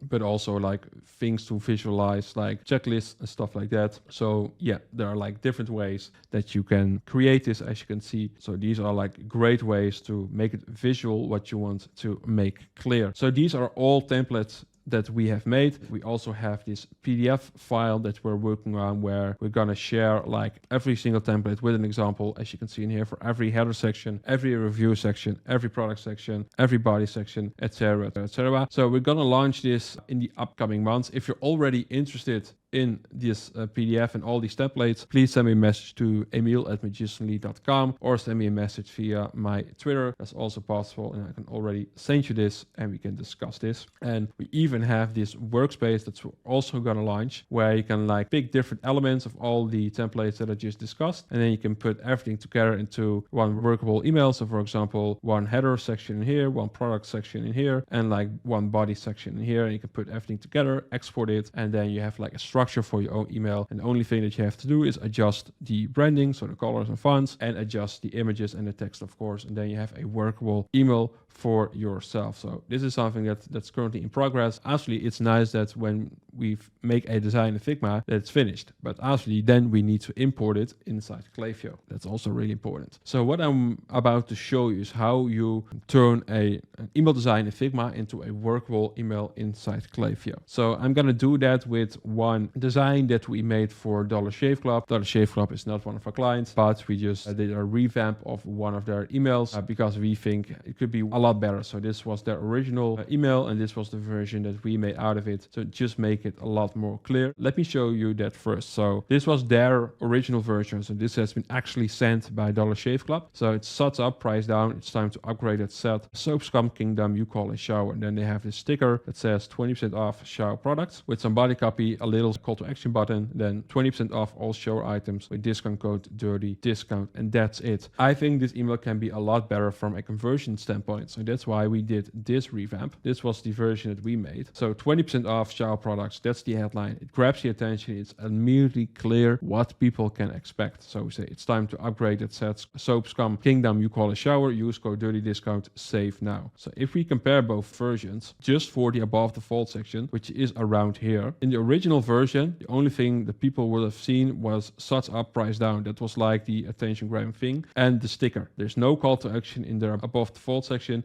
and they also don't share the discount code that people should use to get the 20% off. People have to scroll all the way down underneath this small call to action button to see the discount code. From a conversion standpoint, that's just not good. So that's why in our above the fold section, we made it immediately clear what the discount code is, and we made a big call to action button that's just not easy to miss, obviously. Then we have this nice visual, which is on brand, with some nice touch to it, with like the different shower products. Then we have 20% off in here as the transition. Then we say recommended for you. And then we have this zigzag structure of different product blocks. We just want to share 3. We don't want to share too many products, because that's just not a good thing for your email deliverability if you have too many links inside an email. And if you give people too many options, they're not going to make a choice. So you always want to have like a max of 3 to 4 products that people can pick from in your emails, to like reduce the amount of options that people have, and then people are way more likely to actually pick something out. So in this case, the whole body wash, hair and scalp shampoo, and the hair and scalp conditioner. And then we have a final supporting body copy. So that's right, we're throwing a shower category sale. So epic, even your rubber ducky is going to feel posh. Use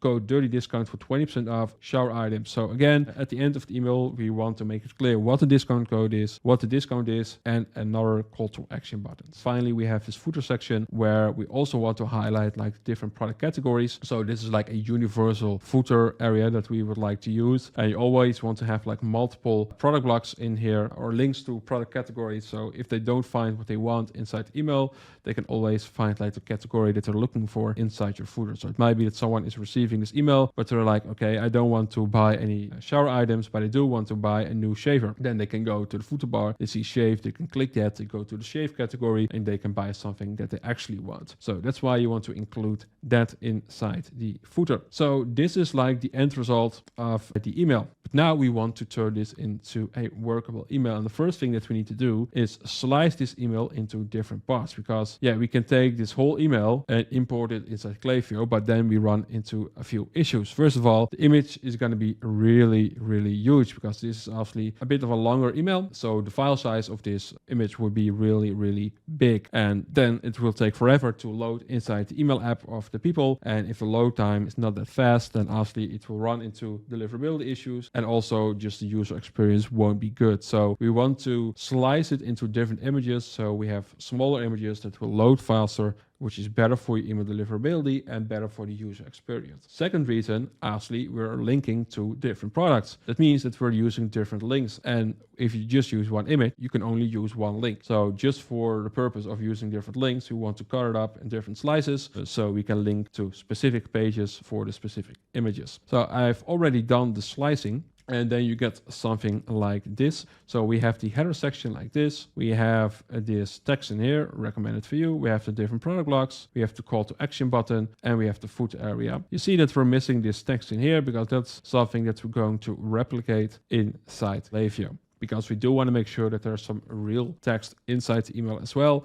and not just images, purely for email deliverability. So we have these slices, and by the way, you can easily slice your email in Figma. You just go to this button in here, which on default is on frame, and then you hit slice, and then you can basically make like selections of things that you want to slice. But just to keep the pace inside this course, I've already done that. So now we want to download these different slices. So what we're going to do, we click on one, which is the header section, and if we scroll down, we see export in here. It's on PNG on default. You can use PNG or GPF. It doesn't really matter, but because what I'm going to show you in a minute is that we're going to compress the images. So I'm just gonna put it on PNG for now, and then you can export one, because this is frame 1 as it's called. So we hit export 1, and there you go. Then it's going to download, and we're going to do that for every single frame as it's called in here. So we hit export, export to, we're gonna export to number 3. And we're going to do that for every single slice. And good to keep in mind, so normally this footer, as I told you before, would be like a universal block inside Klaviyo. So this should be sliced as well, normally with like the different product categories. And lastly, you will use the social icons inside Klaviyo, but just for this demo purposes, I will import this as one image. So there you go. Then we have all the images, and then we can go inside our Klaviyo account. Then we hit campaigns, and let's go to the demo campaign that I made a while ago in this video. Then continue to content, edit email. And now we're back inside the drag and drop builder from Klaviyo with like different blocks that you can import. So you can import like text, images, splits, buttons, header bars, etc., etc. And you can even make like different columns and different sections. So that's what you can do. And then if you hit styles, you can like select like the standard font and stuff like that. So everything is clear. So one thing that I like to do on mobile, the text size should be like at least 16. And on desktop, let's put it on 18. Align spacing on 1.5. In general, that's what I like. And text alignment center. These all depend on like the specific branding of your store. So now we have all of these slices and want to implement those inside Klaviyo. What I first want to do is make all of these slices a bit smaller. So we want to compress all of these images. So the file size is smaller. Again, that leads to better email deliverability. It will just load faster for people with their emails. So it's just a better user experience. So my favorite website for this is tinypng.com. There are a lot of other websites that do exactly the same. You got like squish.app, you got like I love img.com, and there are like a lot of websites, but I've been using tinypng for like years. That's my go-to website. And the only thing that we're going to do is drop our images in here. So as you can see, like the original file sizes, it's now optimizing everything. You can see George the Panda just saved you 73%. So the file size has been reduced by 73%. So for example, the header section was 2 megabytes and right now is 522 kilobytes. So it has been reduced, the file size, by 74%. And also all the other images, 51%, 67%, 68, 68, 54, 65. So they have been massively reduced, and that's what we want, faster loading times. You can click on download all images, then it will download a zip file. We're gonna extract that so we have everything in one folder. Then we can get rid of tinypng, and what I want to do first is just get rid of everything inside our Klaviyo builder except for like the unsubscribe section, because that's like mandatory. And then I'm just gonna import an image. So we select image, we go to our upload image, we select image, we go to our tinyfied folder because those are compressed, and then we upload the first image. There you go. And we're gonna do that for every single image. So let's duplicate and replace, select the second image. I'm gonna hit duplicate again, hit replace, and number 3, the product block, hit replace, upload image. So I first like to have like the general structure. So upload all of the images and then like edit everything so it looks like great. So 6, and then finally we have the footer in here. So now we've imported all of the images, but as you can see, it doesn't look so well. We still have to like edit the different paddings and like add some padding on the sides, on top and on the bottom and stuff like that. So that's what we're going to do next. First of all, I'm going to start all the way up. So we have this hero section. What you want to do for every single image, you want to have an alt text, which is like a brief description of your image if the image won't load inside the email app. And then people will see this the alternative text. So you always want to fill this in because there's also like the information that email providers like Gmail and Outlook will read. So they understand what your email is about. So in this case, let's like call it 20% off shower products with code dirty discount. And you always want to fill in a link address. So you want to link to their website. So let's go to Dollar Shave Club. And what we want to do, we want to include in this case the discount code inside the link. So it's 20% off shower products. So we want to link to their shower collection page, not to their homepage. We want to make it as easy as possible to find their shower products. So we want to link to this collection page, but we need to change the URL a bit so we can include the discount code. And what we're going to do is do us$shaveclub.com/discount/dirty discount redirect is /collections/shower body. Let's test it out if it works. Yes, it works. So that's a valid link. So that's the link address. Then we have recommended for you. So the same link, All text is going to be recommended for you. And one thing to keep in mind, this could be like real text inside Klaviyo. If we know exactly what the fonts are, we can like replicate that. Just for this course video, I'm not going to do that. All the way in the beginning, I already showed you how you can like import Google fonts and Adobe fonts inside Klaviyo, so you can use those fonts as real text inside Klaviyo.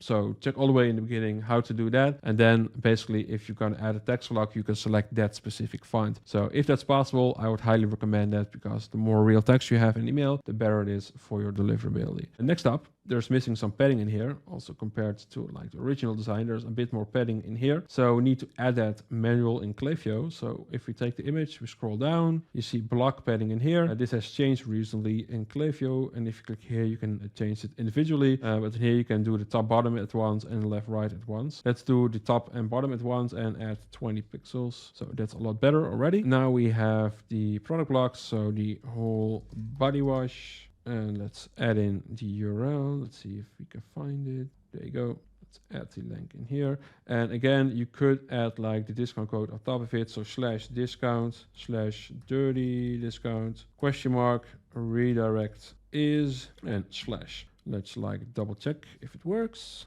Okay, so that's working. Then if we compare it with the original design, you see there's also a bit more spacing for the product blocks. So I'm going to add it in here as well. So let's add 20 on the top and bottom. There you go. So there's a little bit more white space around it. And white space in email design is just really important because it gives it room to breathe. And that's what you want. It makes it easier to digest. So hair and scalp shampoo. Hair and scalp shampoo. It's in here. Let's change the URL redirect is. So that's working. Okay, cool. So this way the discount code is automatically applied upon checkout. So people don't have to fill it in manually. It's not the end of the world if people need to fill in the discount code manually, but it does create friction.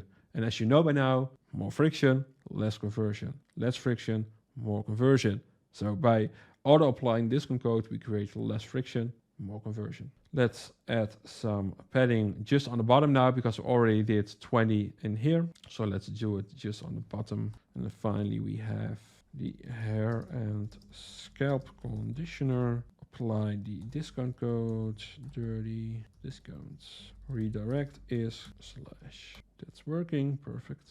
And then let's add some padding on the bottom in here as well, 20. And then we have shop all shower items. And that's going to have the same URL as the hero. So we're linking to the shower category. And let's add some padding on top and bottom in here. Let's see if 20 is sufficient. And then we have this footer area. So again, in real life, this would be a universal block where we have like all of the different elements in here. But just for the purposes of this video, I'm not going to do that. By the way, a universal block, if you go in here, you see default and universal. If you hit universal, you can find all of your universal blocks. What are universal blocks? So these are reuse content in future emails. So save content are reusable design elements that can be applied to any email. So basically you make a footer area once and then you can import it inside every single email that you want. And if you later have to make an edit, so for example, you want to add a product category in here, you just have to change it in one email to one universal block, and then it will change it for all other emails that also have the same universal block. So you make one change and it will be changed for all emails. And that's been a huge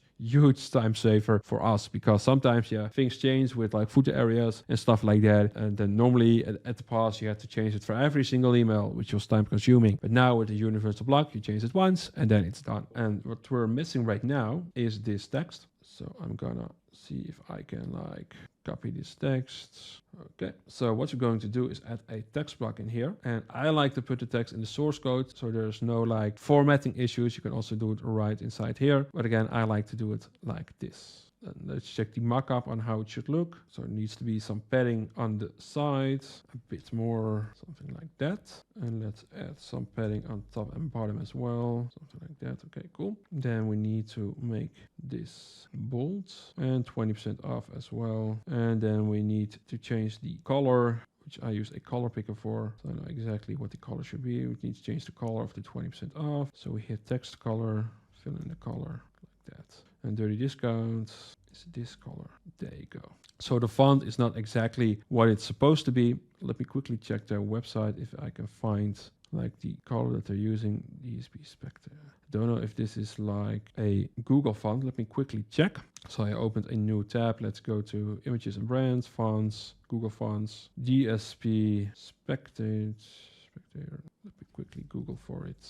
No, so it's an Adobe font. So you can import Adobe fonts as well. You can use the same font as they've been using. So right now, let's make it look a little bit better. Let's use Poppins is always good. And now if we hit preview, we'll actually see our email. So we can check if everything looks right. And what you always want to make sure is that you test all of the links. So if everything is working and going to the page that you want, you don't want to have broken links. So everything looks all well. Shop all shower items. There you go. So again, this hasn't been optimized, but yeah, that's not really important. For now, you just get the idea. So this would be the email and this would be real text with real social icons. And then let's check the mobile view, if it looks good on mobile. So you see this issue going on in here with the text block. There's a lot of padding on the side because we added that padding for the desktop view. There's a way to fix this. You go back to your text block and you toggle this switch full width on mobile. Hit done. Let's preview it again. And now it looks like this. So this is what you want. So yeah, this is how the email looks. And this is how you make an email in Figma, import it into Klaviyo and optimize this. And you can see the email size, approximately 35 kilobytes. So that's great. Your email is not at the risk of clipping in Gmail. And that's what you want to make sure of. So one final thing that we always do is send a text. So send a text to your email. And basically what you want to do is like test the email on mobile and on desktop. Again, check for links, check if like the padding is all right, if it just looks good. This is like the final test that you do before sending out the campaigns. Then once your email is done, you hit exit, and then obviously you can review it and schedule or send it. And that's how you turn a Figma design into a workable email inside Klaviyo. So next up, I want to talk about segmentation, which honestly is also really key for a good email marketing strategy. But before I dive into the segmentation settings in Klaviyo, I first want to talk a bit more about the basic understanding of segmentation. There are like different types of segmentation that you can use. So the goal here is to customize your messages for different groups of customers based on their specific needs and behaviors. That's what you want to do with segmentations. You want to create different segments based on certain properties, certain characteristics and stuff like that. You can highlight that in the different types of segmentation. So first of all, we have behavioral segmentation. So this allows you to create groups based on user actions. So for instance, you can segment users who have recently made a purchase, users who frequently visit your website, or users who have viewed a certain product but didn't make a purchase. So this is very useful for triggering personalized emails. Next up is demographic segmentation. So here you can create segments based on demographic information such as age, gender, or location. So this can be particularly useful if you're running a regional promotion or targeting a specific age group or gender. So for example, when you're running a fashion store and you're having different collections for different demographic groups, then it can be really useful to use segmentation based on demographic. And then we have engagement level segmentation. So this refers to creating groups or segments, if you will, how it's called in the Klaviyo, based on how users interact with your emails. So you could segment users who always open your emails, those who rarely do, and those who haven't opened your emails in a while. So you're unengaged people. And finally, you have the purchase history segmentation. So you can segment users based on their past purchases, the amount that they've spent at your store, or the frequency of their purchase. So this is actually great for targeting customers with products similar to their previous purchases or offering loyalty rewards. So that's what you call purchase history segmentation. Now that we understand the different types of segments we can create, let's see how we can actually create a segment inside Klaviyo. There are a lot of default segments that we like to implement for our own clients, and I just want to walk you through how we do that. First of all, if you go to Klaviyo, in the left menu, you can go to audience, and then you have growth tools, lists and segments, and profiles. So underneath profiles, you can see all the total amount of profiles that you have in your Klaviyo account, and you can see like the active profiles and the suppressed profiles. But if you go to lists and segments, this is the place where you have all your lists. So in this case, for this demo account, we have a list as SMS subscribers, a list preview list, and a list that's called newsletter. And we have one segment that's called new subscribers. And really important, you also have a button in here that's called inactive segment. So after a while, if you haven't used a segment, then if you will send it to the inactive segments to keep your main segment list as clean as possible.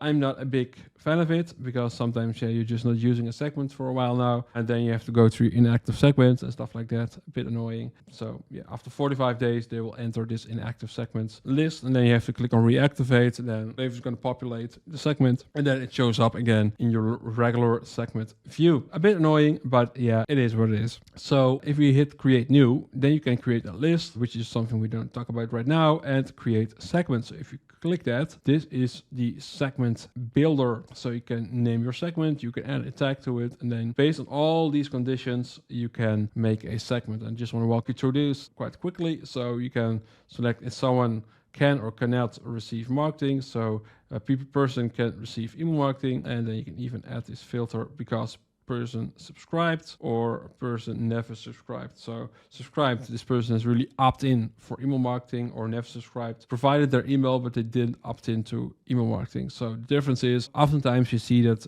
if someone has done a purchase, we got their email, they got the purchase, so they can receive a post-purchase flow, but they actually didn't really opt in for email. So that's the difference between because person subscribed, and if you remove this, person can receive email marketing. So that's the difference. Then you can create a segment based on what a person has done. So all the different triggers on your store, you can make conditions to build a segment. Someone's proximity to a location. So yeah, if you just want to, let's pick United States. It's not picking the United States. That's a bit weird. US, it's called US. Okay. You can select a 20 miles distance from a postal code in the US, for example. If you want to have like a regional promotion or something like that, you can use that. If someone is or not is in a list, so if you just want to take people from your newsletter list or from a specific list that you made, you can make a segment based on that as well. If someone is or not is within the EU, because of the GDPR rules, that can be important as well. So the location within European Union or within United States. Properties, so all the different tags or the names, whatever, you can make a segment based on that as well. And finally, the predictive analytics about someone. So you can select an attribute. We cannot see it right now in here because this demo account is not connected to a Shopify store. But basically what this does is that if you can predict when someone is going to do a next purchase. And then based on that, you can make a segment. You can send a flow or an email or whatever to this audience to actually get them to buy because it's predictive. It's not sure, we can send them email to make sure that they are going to do their next purchase. So that's predictive analysis about someone. So let's create some basic segments that you should have for your e-commerce brand. So first of all, an engaged segment on 30 days, 60 days, 90 days, 120 days, 200 days. So let's just build a segment, engaged 120 days. In this segment, we're only going to include people who have engaged with us in the last 120 days. First thing that we want to do is person can receive email marketing, because if someone is suppressed, then we don't want this person to be in this list. So this will basically make sure that unengaged or suppressed people not be in this segment, because that information is worthless. So that's first of all. Then you can add a condition, and then you can select and or. And in this case, we want to do and. Always needs to be the case. And then and what someone has done, has placed order at least once in the last 120 days. And then add condition, or someone has done, person has checkout started at least once in the last 120 days. Add condition, or person has added to cart at least once in the last 120 days. Add condition, or this person has viewed product at least once in the last 120 days. Or person has active on site at least once in the last 120 days. So these are like the website engagement levels. Some people with their engaged audience, they just like to include email metrics. So just opened email or clicked email. I like to include website data as well, because it could be that someone hasn't opened an email in a while, but they have been active on our website. So I still see them as engaged people. Not engaged with our emails, but they are engaged with the brand. So that's why I like to include them in the engaged segments for our clients. But actually, you could make a second 120 days engaged segment for email only metrics. And now we do the email metrics. So what someone has done, has opened email at least once in the last 120 days. Add condition, or person has clicked email at least once in the last 120 days. So if we go back and see we got everything covered that we had in here. And then you hit create segment. And this can take some while if you have like a large list. Klaviyo is not gonna search through your list and see who belongs in this segment. You don't have to be on this page. You can just skip that and go to whatever place. As you can see right now, quote for processing. So Klaviyo on the background are busy with making this segment. If you click this button, you can see all the different conditions that you had. So we basically want to like do this for like different time frames. Right now we did it for 120 days, but you also want to do it for 90 days, 60 days, 30 days, or even smaller, like 14 days, 7 days, just so you can like see for yourself how many people are in which stage, like how many people are engaged for like 30 days, how many for 120 days, etc, etc. Easiest way, if you want to do this for 90 days now, for example, is rather than making a complete new segment, you just go to engage 120 days, you hit the 3 dots, hit clone, hit continue, call this 90 days, engage 90 days, and then just do this all over again. But now instead of 120 days, you select 90 days. So this is way quicker than making it from scratch again. And now Klaviyo is gonna search again, and now you have your engage 90 days. And again, do the same for 60 days, 30 days, 200 days, whatever, how many days you want to do. But like at least 30, 60, 90, 120. That's what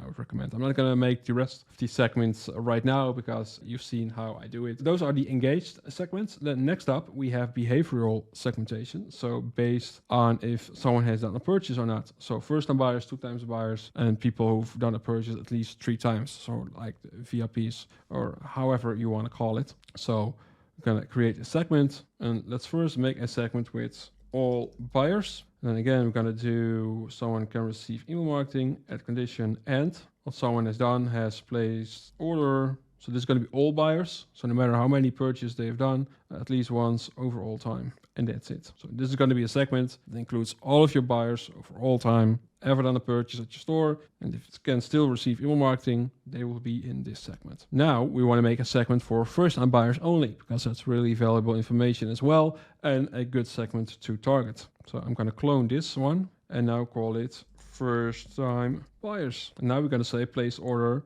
equals 1 over all time. There you go. And we're going to duplicate this again. So clone and then 2x buyers. So equals 2 over all time. And then we're going to create a new one, 3x plus. So who's done a purchase at least 3 times.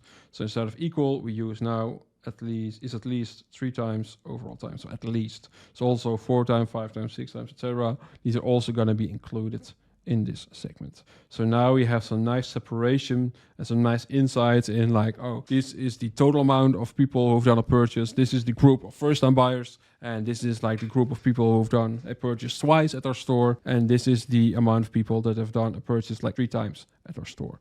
So all of this really important to have built out for your store. Non-buyers, of course, also really important to see how big the group of people is that haven't bought. So I could have duplicated the previous segment, but let's make it from scratch. So add condition and, really important, what someone has done has placed order 0 times in all time, over all time. So these are your non-buyers. Also really important that you can target with different campaigns, different flows and stuff like that. Because obviously a non-buyer, someone who's just on your list but has never done a purchase at your store, you're going to treat them differently than someone who has done like 5 purchases at your store. That's a really different state of mind that those people are in. You want to treat them differently. So that's why it's important to have like these separate segments. Next up, a segment that I like to use to make like a tailored segment, tailored flow or campaign to are people who have abandoned their cart or checkout, but they didn't purchase in the last 90 days. So these people were on the verge of buying, but they haven't done it.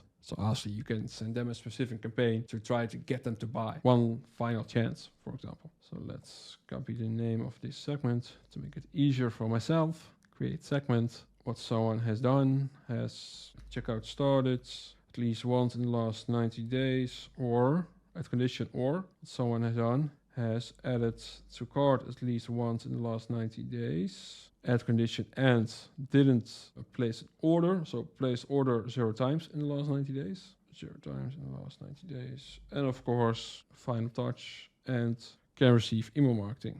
Really important again, we don't want suppressed people in this segment. So hit create segment, invalid name. Don't know why it's invalid. There you go, that was the thing. So that's that segment. So again, checkout started or added to cart at least once in the last 90 days, but didn't place an order in the last 90 days, and this person can receive email marketing. So really interesting segment that you can send a specific campaign to. Next up, your window shoppers. So viewed product at least 2 times in the last 30 days, or active on the site at least twice in the last 30 days, or clicked an email, one of your emails twice in the last 30 days. Placed order 0 times overall time and can receive email marketing. That's your window shoppers. A segment that you can also make. I won't do it right now because you've seen the process how I did it. And honestly, these metrics kind of depend on your brand. If you think like twice is like too low, you can also make it like 3-4 times and see how big your segment is. And based on that, you can make a specific window shoppers flow, because these people, they have showed their interest. They've been on your site at least twice in the last 30 days, but they haven't done a purchase. So honestly, you want to like target those people and get them to buy. And finally, your VIPs. So again, this really depends on like what you see as a VIP. So this is not set in stone. First of all, can receive email marketing. In this case, we used placed order at least 4 times overall time. Again, maybe for you that's way too low, but I think for a lot of e-com brands, they would classify that as an important customer for their brand. Add condition or what someone has done, revenue, which won't show right now because I haven't linked a Shopify store to this account. Normally there would be a Shopify metric that's called revenue, and then you can select revenue is at least $200 overall time, for example. So what you want to basically say is someone has done a purchase at least 4 times, or they've spent so much at my store. That's like the segment that you want to build. Unfortunately, I can't make it right now, so I will keep it like this, because that's kind of a segment. And the amount of revenue that you want to use in here is like, I think a good base would be 4 times your AOV. So let's say your AOV is 50, then the minimum spend should be $200 to be like a VIP. Again, these are all not set in stone. It really depends on your brand and what you think should be called a VIP. Some brands think like twice the AOV is already a VIP, and they've done like a purchase 2 times at the store, or they take a look at only the purchase of the last year, so not overall time. So again, really depends on your brand. And now finally, what you're going to do is segments that you want to exclude from campaigns. So normally, if we send a campaign, we will send it, for example, to engage 90 days or to non-buyers or something like that. But you also want to exclude some segments from your campaigns for like a healthy list for your email deliverability. We don't want to send to unengaged people. So that's why we first of all need to make a segment of unengaged people also for your sunset flow, by the way, because sunset flow is made based on this segment. So you can make an unengaged segment for different time frames, same as with the engaged time frame. So for 30 days, 60 days, 90 days, 120 days, 180 days, or even 365 days. And again, you can decide to include a website engagement or not. For the unengaged segment, I like to include that, except for like 365 days. If I really want to like clean our list like really thoroughly, and then I just take a look at like the email metrics. But in general, I like to include like website metrics as well. So let's make this one, and as a base, or let's me just build it from scratch, by the way. So let's make unengaged 120 days. Can receive email marketing, and what someone has done, place order 0 times in the last 120 days, and as checkout started 0 times in the last 120 days, and as added to cart 0 times in the last 120 days, and viewed product 0 times in the last 120 days. And the final website metric, active on site 0 times in the last 120 days. And you might wonder at this point, like, hey, if someone is adding a product on your site, they have been active on site and they view the product. So why are you adding the checkout started and added to cart metric as well? You're right if you're thinking that, because just active on site should be sufficient, but unfortunately sometimes that metric isn't like triggered in the right way, and then it only triggers like added to cart or only checkout started. So just to be like, say, we just want to include all of the website metrics, so that's why we're doing it. But you're right if you're thinking like, hey, you should only include like a site, that should be enough. You're right, but yeah, just to be safe, I like to include all of them. Now let's add the email metric. So what someone has done, has opened email 0 times in the last 120 days and has clicked email 0 times in the last 120 days. One important thing that we want to do right now is add another condition. What someone has done, has received email at least, let's say, 6 times in the last 120 days. So honestly, you do want to make sure that people had the opportunity to open your emails. If they haven't received an email, yeah, obviously they're unengaged because they have received an email. So that's why I'm adding this condition where we say that they have received at least 6 emails in the last 120 days. I picked 6 right now. This is something that is a bit of trial and error. Test out what's the best setting for you. If you're sending like 3 campaigns a week, I think 6 emails is already a good one, because then people have received 2 weeks of campaigns and they haven't opened it, then they could be unengaged. But test out different settings for this to see how large your segment is. So that's a bit of trial and error, but I think if you're sending 3 campaigns a week, 6 is already a good one to start with. In this example, I used 5, but if you use like 3 campaigns a week, then 6 is all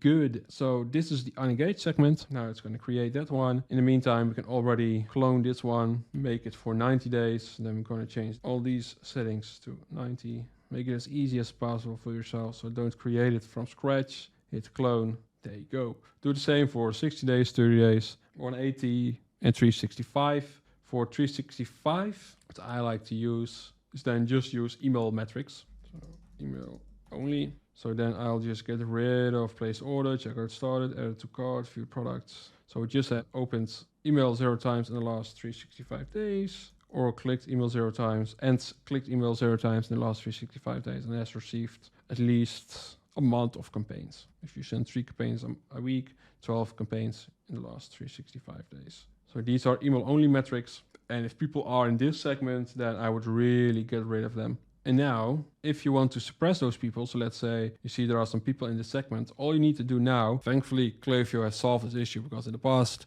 you had to like export CSVs, import them instead Klaviyo has suppressed, etc., etc. Just like annoying, but they built a huge time saver. You just go to the segment in here, click the 3 dots, hit suppress current members. And this way, Klaviyo will automatically suppress the people who are in this segment right now. So that's a huge time saver to get rid of unengaged people. And obviously, you'll use the unengaged 120 days segment to use for your sunset flow, for example. Next up, a segment that we like to exclude from campaigns is marked as spam. So let's create that one. So people, when they receive an email from you, they can mark it as spam. And once they mark it as spam, it will land in their spam box. And first of all, we don't want to land in the spam box. Second of all, we don't want to send emails to people who have marked their emails as spam. 2 good reasons to, first of all, suppress those people. And second of all, since you're not going to suppress people every single day, just by default, exclude them from your campaigns. So what the person has done, marked email as spam at least once over all time.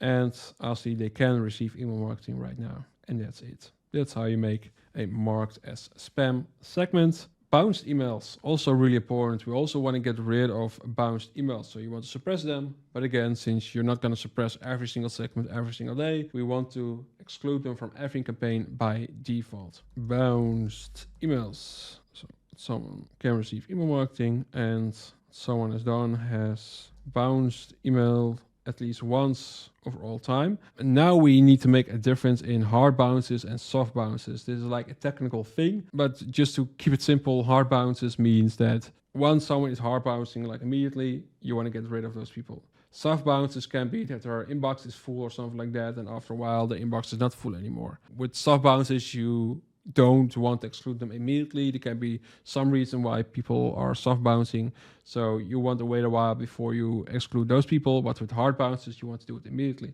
So that's why we're going to separate hard bounces from soft bounces. So basically what you want to say is bounced email at least once over all time, where bounce type equals hard, or bounced email is at least 4 over all time, where bounce type equals soft. So they can have a soft bounce 4 times, a hard bounce once, and that's how we make the bounced emails. But again, because I don't have the integration with Shopify and I haven't sent any emails with this test account, I can't select this option in here, but this is where it should show normally. So that's how you make the bounced email segment. And those are basically the most essential segments that you want to have. Obviously, there's a lot more that you can do with this, but this is just the most vital thing that you need to have in place for your brand. And yeah, that kind of sums up the segmentation part of Klaviyo. We already discussed many things about email marketing, but one of the things that we haven't discussed is copywriting. One of the first things that I want to explain to you guys is that every part of your email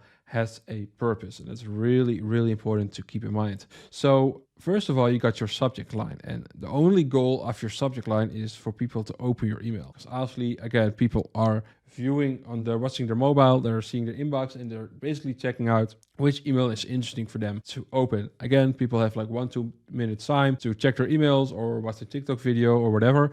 So you need to grab their attention with the subject line and also with the preview text, which is like your second subject line, and it's like next or underneath your subject line. And that's what people see before they actually open your email. Then you have your body copy, and the only goal for your body copy is for people to scroll down towards your call to action button and to sell the click. Call to action button, the goal is to sell the click, not the product itself. Of course, it goes hand in hand a little bit, but still the main goal for your call to action button is to sell. Your email is a funnel in itself. The most important thing with subject lines is that you create curiosity or you make it intriguing. So you want to stand out from the crowd and grab the attention. You only have like a split second for people to grab their attention and for them to click on your email and to read your email. So you need to stand out from the crowd. You need to grab the attention. Same goes for your preview text. This is the second subject line, so it's just as important. And a lot of times that e-commerce brands are skipping out on the preview text, or they put too much thought into it. They just focus on the subject line and they basically forget about the preview text.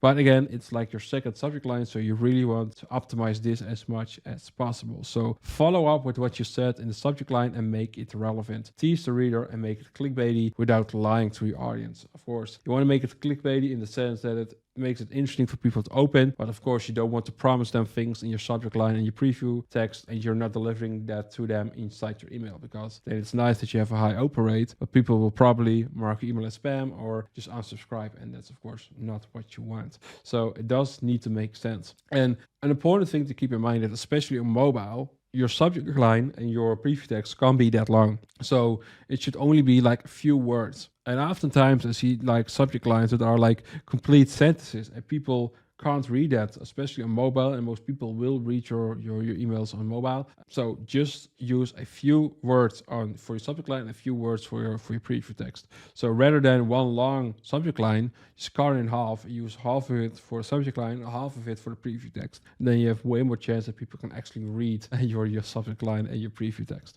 Next up, your headlines. So these are actually really important because that's the first thing that people see in your header section. So make them engaging with a good hook. Sell the outcome or the benefit for the reader, not features and specs. People are just not interesting. For example, take a look at the headlines of some Apple products. These are of course really famous. So with the iPhone X, Apple said it's all screen. And with the iPod, that's way back, they said 1,000 songs in your pocket. And with the Apple Watch, they said full screen ahead. So these are all benefits for you. 1,000 songs in your pocket. That resonates a lot more than when they say like 200 megabytes in your pocket, because then people are like, yeah, that doesn't matter. But 1,000 songs in your pocket, back in the time, you might not understand that, but back in the time, that was kind of a big thing. So talk about the outcome or the benefit, not features and specs. So that's the most important thing that you want to achieve in general, and especially with your headlines. Then the body copy. So good body copy should be, first of all, easy to scan. We already talked about that in the email design section where we talked about short and snappy, easy to digest. That's just really important. People's attention span is low. Short and snappy words way better than long paragraphs of text. Another thing to keep in mind is that you write your copy in such a way that's on a 5th grade reading level. There has been a lot of research about this from like marketing experts, and basically the outcome was that on a 5th grade reading level, that's what you want to be with your copy, because that's easy to understand. And again, I've talked about it many times, you want to create less friction, because less friction is more conversion. And if you use like difficult language, then you create friction. More friction, less conversion. So a good tool to use is Hemingway. So with Hemingway, it will analyze your text and it will show you what's like the grade level, your reading level. So that's a really good website to use. You don't have to use it like every single time and do it exactly how Hemingway wants it. Obviously, it does need to fit your branding and your tone of voice and stuff like that. But still, it can be a handy tool to use to see if your text is like too difficult or not. Another important thing when you start writing copy for your emails is that it should be interesting for people to read. So one question that you should ask yourself is, would you read your own newsletter? So one of the most important things of copywriting for e-commerce brands is basically the market research. And it's kind of a cliche that 80% of the time you're busy with market research and then 20% of your time you're writing the actual copy. But in a sense, it's kind of true, especially in the beginning. You want to do a lot of market research and truly understand your target audience. So what makes them tick? What are their pain points? What makes them happy? What is like the information they would want from you? So that's the market research that you want to do. And once you have the information, it's way easier to write copy than you're just starting blank and you start writing copy what you think would work and without actually knowing that it's working. So make content that's interesting for people to read, and you should always focus on one thing only. There's also something that I see go wrong oftentimes. You don't want to talk about too many things. People just won't remember. People's attention span is really short. But make 10 emails about one benefit. That is way better to digest for people. And that's what you want nowadays with your emails. Another big thing to keep in mind is that every sentence of your body copy should make people want to read the next one. So it should flow naturally and interested. So that's always an important thing to keep in mind. Get rid of the fluff, make it interesting, short and snappy, and show personality. So make it sound human and relatable. You don't want to sound robotic. Show personality, show your branding, show your tone of voice. If you're going to analyze like the top brands, that's definitely something that you would notice, is that they all have some personality in their body copy. They don't just have like generic lines, but it shows some personality. That's something that people can really appreciate. So some tips: don't use any fluff.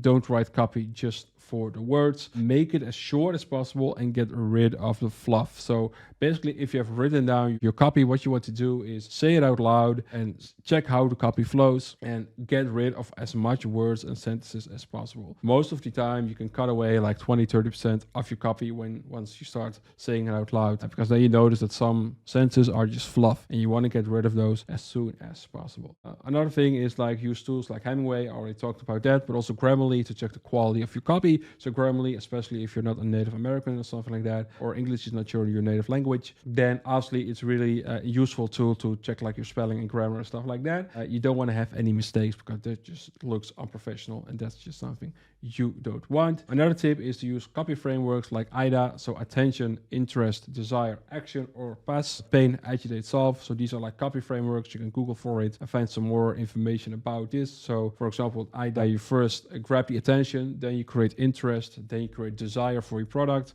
and then you have an action point, so you call to action. And with the PAS framework, you first talk about a pain point for someone, you agitate it, and then you solve it with your product. So these are like frameworks that you can use, especially in the past. Our marketing channels, they've been really popular. To be honest, in email marketing nowadays, we don't use those frameworks too much. Like not like literally that we're like, okay, this should be about attention, this should be about interest, this should be about design, this should be about action. Naturally, it flows into one of these frameworks.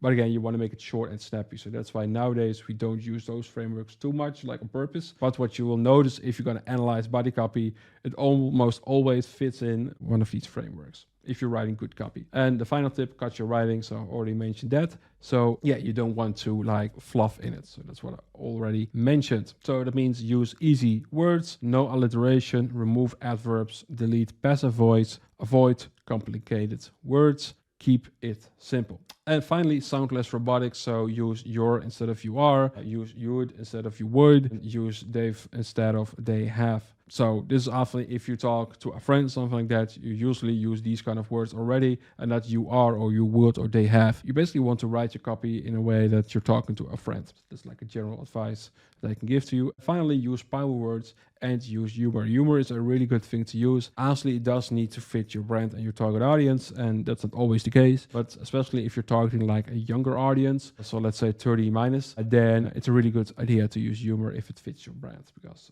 that just grabs the attention of people nowadays. And very important, last thing that I want to mention is provide value. All of the things that I just mentioned, those are just like tips and tricks, but in the end, you can use like the best frameworks, delete all of your passive voice. You can sound less robotic, but if you're not providing value, then people are just not liking it. So that's why you do want to provide value. That's the most important thing. If you provide value, then you're already like halfway or even further. And then you can use the rest of these tips to like finalize it and make it like short and snappy and sweet. And that's basically what I want to share with you about copywriting. If you're just gonna check the campaign that we made for Dollar Shave Club, then you can actually see what we did. So first of all, we have this attention grabbing headline, 20% off shower products. So we grab the attention because it's immediately clear what they can expect fact that they're like, oh, 20% off. That grabs the attention for people. Then we have some body copy. It's time to upgrade that set. Soaps come kingdom, you call a shower. So this is not a boring text. This is like a text that fits the brand of Dollar Shave Club. It has a certain tone to it that makes people laugh, or like it's a bit edgy. So that's basically what you want. Then clearly we call out the discount code, and the call to action button, save now. That's also a good one to use. And then recommended for you. We have the product blocks, and then finally in here we have some body copy. So that's right, we're throwing a shower category sale. So epic. Even your rubber ducky is going to feel posh. Use code dirty discount for 20% off. So this, again, it's not a generic line. We could have said, oh, we're having 20% off our shower products. Hurry, it's selling out fast, something like that. So that would be like a generic text, which can convert, but this is way more on brand and way better fit the target audience of Dollar Shave Club. This shows personality instead of just a generic line, and that's what I wanted to point out with this example email that we made. And that's what I wanted to discuss on email copywriting for e-commerce brands. So we discussed picking the right software for your email marketing. We discussed setting up a Klaviyo account. We talked about silent forms, flows, campaigns, email design, copywriting, segmentation. One last final thing that I want to discuss is A/B testing or split testing. So this is actually a really important part of email marketing as well. And all the way in the beginning, when we talked about silent forms, I already discussed what you can A/B test just for your silent forms. So I won't be talking about that anymore. You can check it all the way in the beginning of this course, but there's a lot more that you can do with A/B testing. I just want to discuss a few things about what you should A/B test for your own e-commerce brand, because again, there's a lot that you can A/B test, but I'm always a big fan of just A/B testing of things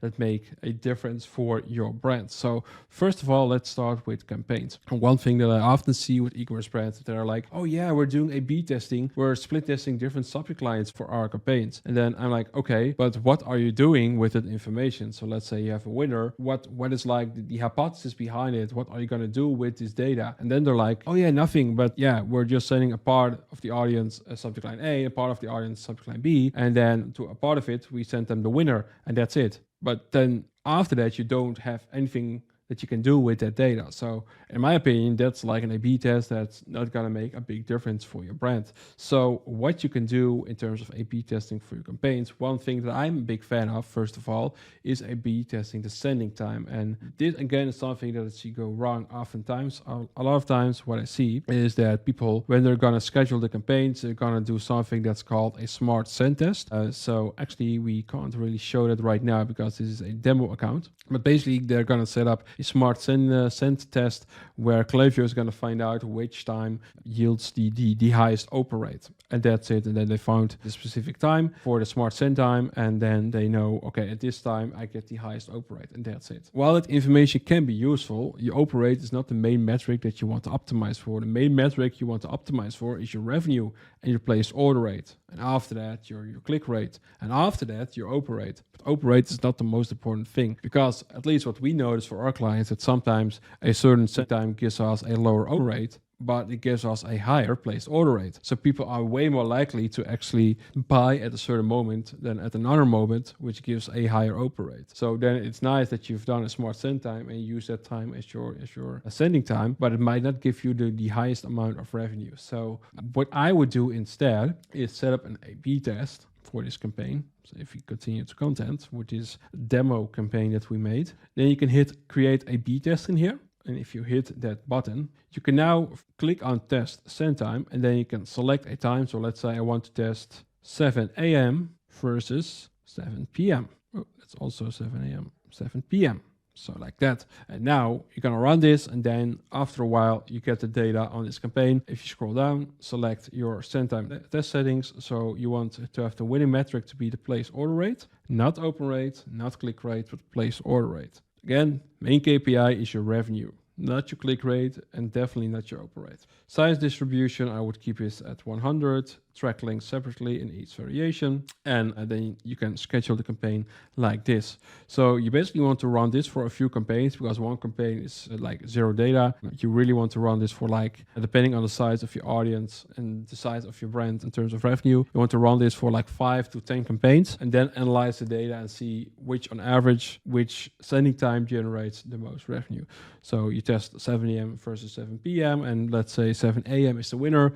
After that, you run another A/B test for like 7 a.m. versus 11 a.m. and let that run for 5 to 10 campaigns. And let's say then 11 a.m. seems to be generating more revenue.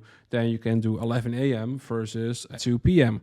And this way you can try to pinpoint the exact sending time that yields the best results for your brand. So this is a really important A/B test I would highly encourage you to do. But again, most important thing, optimize for your place order rate. Not for click rate, not for open rate. Again, we've seen it a lot of times. The best sending times in terms of open rate is not the best sending time for your placed order rate. It could be, but it's not definitely the case for all e-commerce brands. So do it like this, and that's way better. And while we're in this view, you can also see that you can hit test content. So this way you can test like multiple subject lines, obviously, but also your content. And that's also a good thing to do. Test multiple variations of your content. You always want to test it based on place order rate. That's the most important metric. But what we could do, we made this demo account with these product blocks. What we could do is a version A, call it original with product blocks, and make a version B, new without product blocks,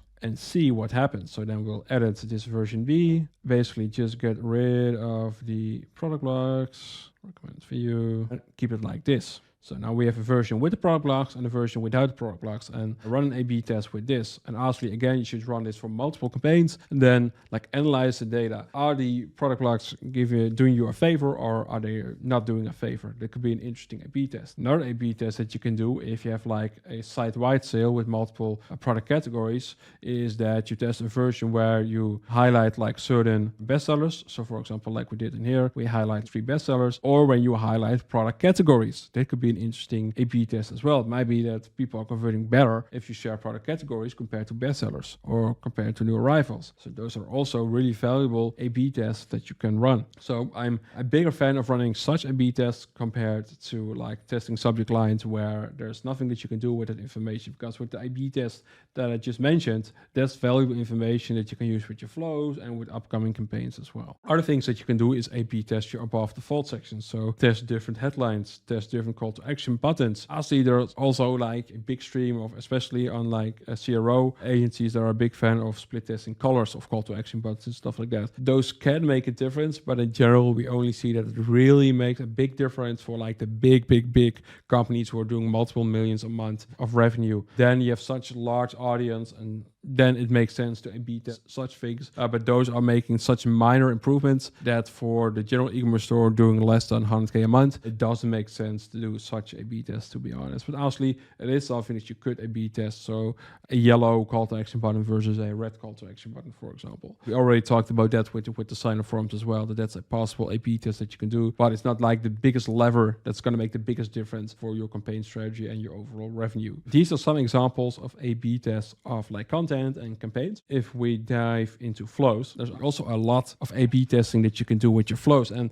we already talked about that a little bit in the flow section of this course, but let's recap quickly. So for example, with your welcome series, what you want to A/B test is like, first of all, different subject lines to get like the highest open rate possible. For flows, it does make sense compared to campaigns, because flows are something that are running like on and on and on. Campaign is just a one-time thing.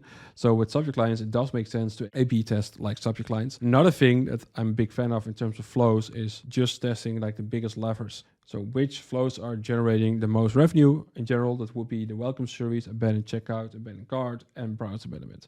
So focus on these flows when you're going to do A/B tests, because any positive change to these flows will generate a lot more revenue than when you're A/B testing like a minor cross-sell flow, which gets like 20 recipients per month. That is nice that it gets a conversion boost, but yeah, that's not like something that's going to make a major difference for your e-commerce brand. While A/B testing the first email of your welcome series flow, this will get a lot of recipients. So any positive change to this email that's going to be a big money maker for your brand. So focus on like the first 2 to 3 emails of your welcome flow, first 2 to 3 emails of your abandoned cart, checkout, and browser abandonment flow. And that's what's going to make the biggest difference. So subject lines, but also content. So for example, just as I mentioned with campaigns, product blocks versus no product blocks, different type of product blocks, headlines, call to action buttons, all that good stuff. Those are things that you can A/B test with your welcome series flow and also the other flows that I just mentioned. With your abandonment series, what's also good to A/B test, and I also mentioned that when we were setting up these flows, are the time delays, because that's really something that can make a difference, not only for your place order rate, but also for your spam complaint rate. That's always something that you have to keep in mind as well. So as I mentioned before, with the side event, you could test 1 hour versus 4 hours, see what happens. And then let's say 4 hours is performing better, then you can test 3 hours versus 4 hours. And then this way you can exactly pinpoint the best timing for your site abandonment flow. And you can do the same with your browser abandonment flow. So test 1 hour versus 3 hours and then see what works best. And then test that versus 2 hours. Then you can find the ideal timing for your browser abandonment flow. Again, if you don't know how to set up such an A/B test, I already explained it earlier, but let me show you again. So you create a conditional split. Let's put it on top. We select a condition, random sample, 50%, hit save. And now we have a yes path with wait 2 hours. Let's create a no path. And let's make this 3 hours. Let's make this 1 hour. So there's a bit of a bigger difference at the beginning. Now later we can like narrow it down and put a focus towards a certain time delay. So 1 hour versus 3 hours, and then we would just simply duplicate this version, put it in here, and then also do it with the rest of the flow. So we set up all the time delays the same. You basically want to have 2 paths. You could connect it after 1 email if you want, but I like to like duplicate every single email and have it on 2 separate paths, because it could be that email 1 is like performing less when you wait 3 hours, but then email 2, email 3 is performing better. So you want to have a good picture of the whole situation. So that's why I like to do it like this. So this is how you can create like an A/B test for your flows like this. If you just want to like A/B test a subject line, that's way easier. You just go to the email that you want to test, you hit create A/B test, and then in here you can change the subject line. So the original one is, did you see something you liked? And then second one can be, oops, you forgot something. And then if you scroll down, you can select your test settings. One thing that I like to do is turn off automatically chosen distribution and just put it manually on 50-50. Kind of depends on like how much time you have to check everything. For our agency, we like to do it manually because we check our clients' accounts like very frequent, and we just want to have like full control about the situation. Because if you put it on automatic, what will happen is that Klaviyo will like analyze the data and then decide if they think that subject line A is performing better. They will send more emails to variant A instead of to variant B. So then it will put that version in favor of version B, for example. And I just like to put it on 50-50 and then analyze the data myself, because I noticed that, and honestly, this will improve over time, but sometimes Klaviyo makes a bad choice in terms of optimizing it. And yeah, I just want to be in control about this. But if you don't have a lot of time, then honestly, I would encourage you to turn this on and let Klaviyo decide. But for us, if you have the time, just put it on manual 50-50. Winner selection is really important, especially if you have it on automatic.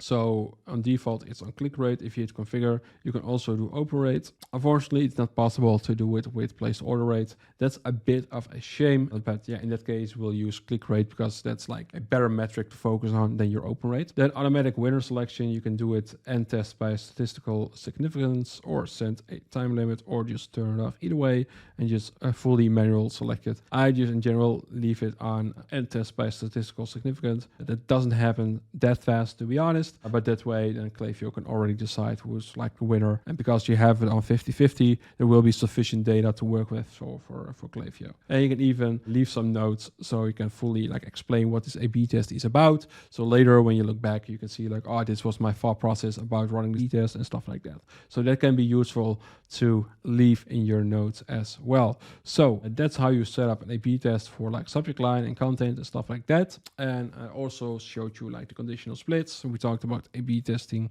for your sign-up form, for your campaigns. So that quite sums up what you can do with A/B testing. So quick recap, focus on the biggest levers. First emails of your welcome flow, first emails of your abandoned checkout flow and abandoned cart flow, and the first emails of your browse abandonment flow. Those are the emails that get the most recipients. So any positive change to these flows will generate you a lot more revenue. Focus on these flows, not on flows that just get like 20 recipients per month. It's nice that those will be performing better, obviously, but that's not going to make you a lot more revenue. So focus on the biggest levers. That's my biggest advice. Focus on data that you can actually use for other things. So don't test like subject lines for campaigns. That's a one-time thing only, and you can't do anything with it. Rather focus on sending times and content changes that you make that can make a difference for your flows as well and for other campaigns. That's what's going to make a difference. And now you know how to do your email marketing from start to finish. We've covered selecting a software, the technical setup within an account, and ensuring you're following the newest guidelines to be able to send emails to your customers, collecting email subscribers, creating beautiful designed emails, building email flows, building out an email strategy, segmentation of your list, a full email copywriting guide, and how to run A/B tests effectively and how to read your data properly. You will start converting more customers and getting more sales if you follow this video step by step. But it can be quite daunting to do it all by yourself. Although the full blueprint is laid out for you, you will have to do some trial and error to find the right system, the right strategy, the right design, and the right flows that fits your brand. Because not every template will fit your brand's needs. You will have to determine what flows retargets your customers the best, what email design engages your customers the most, and what campaigns your customers love to see. With your attention already being pulled away in 100 different directions,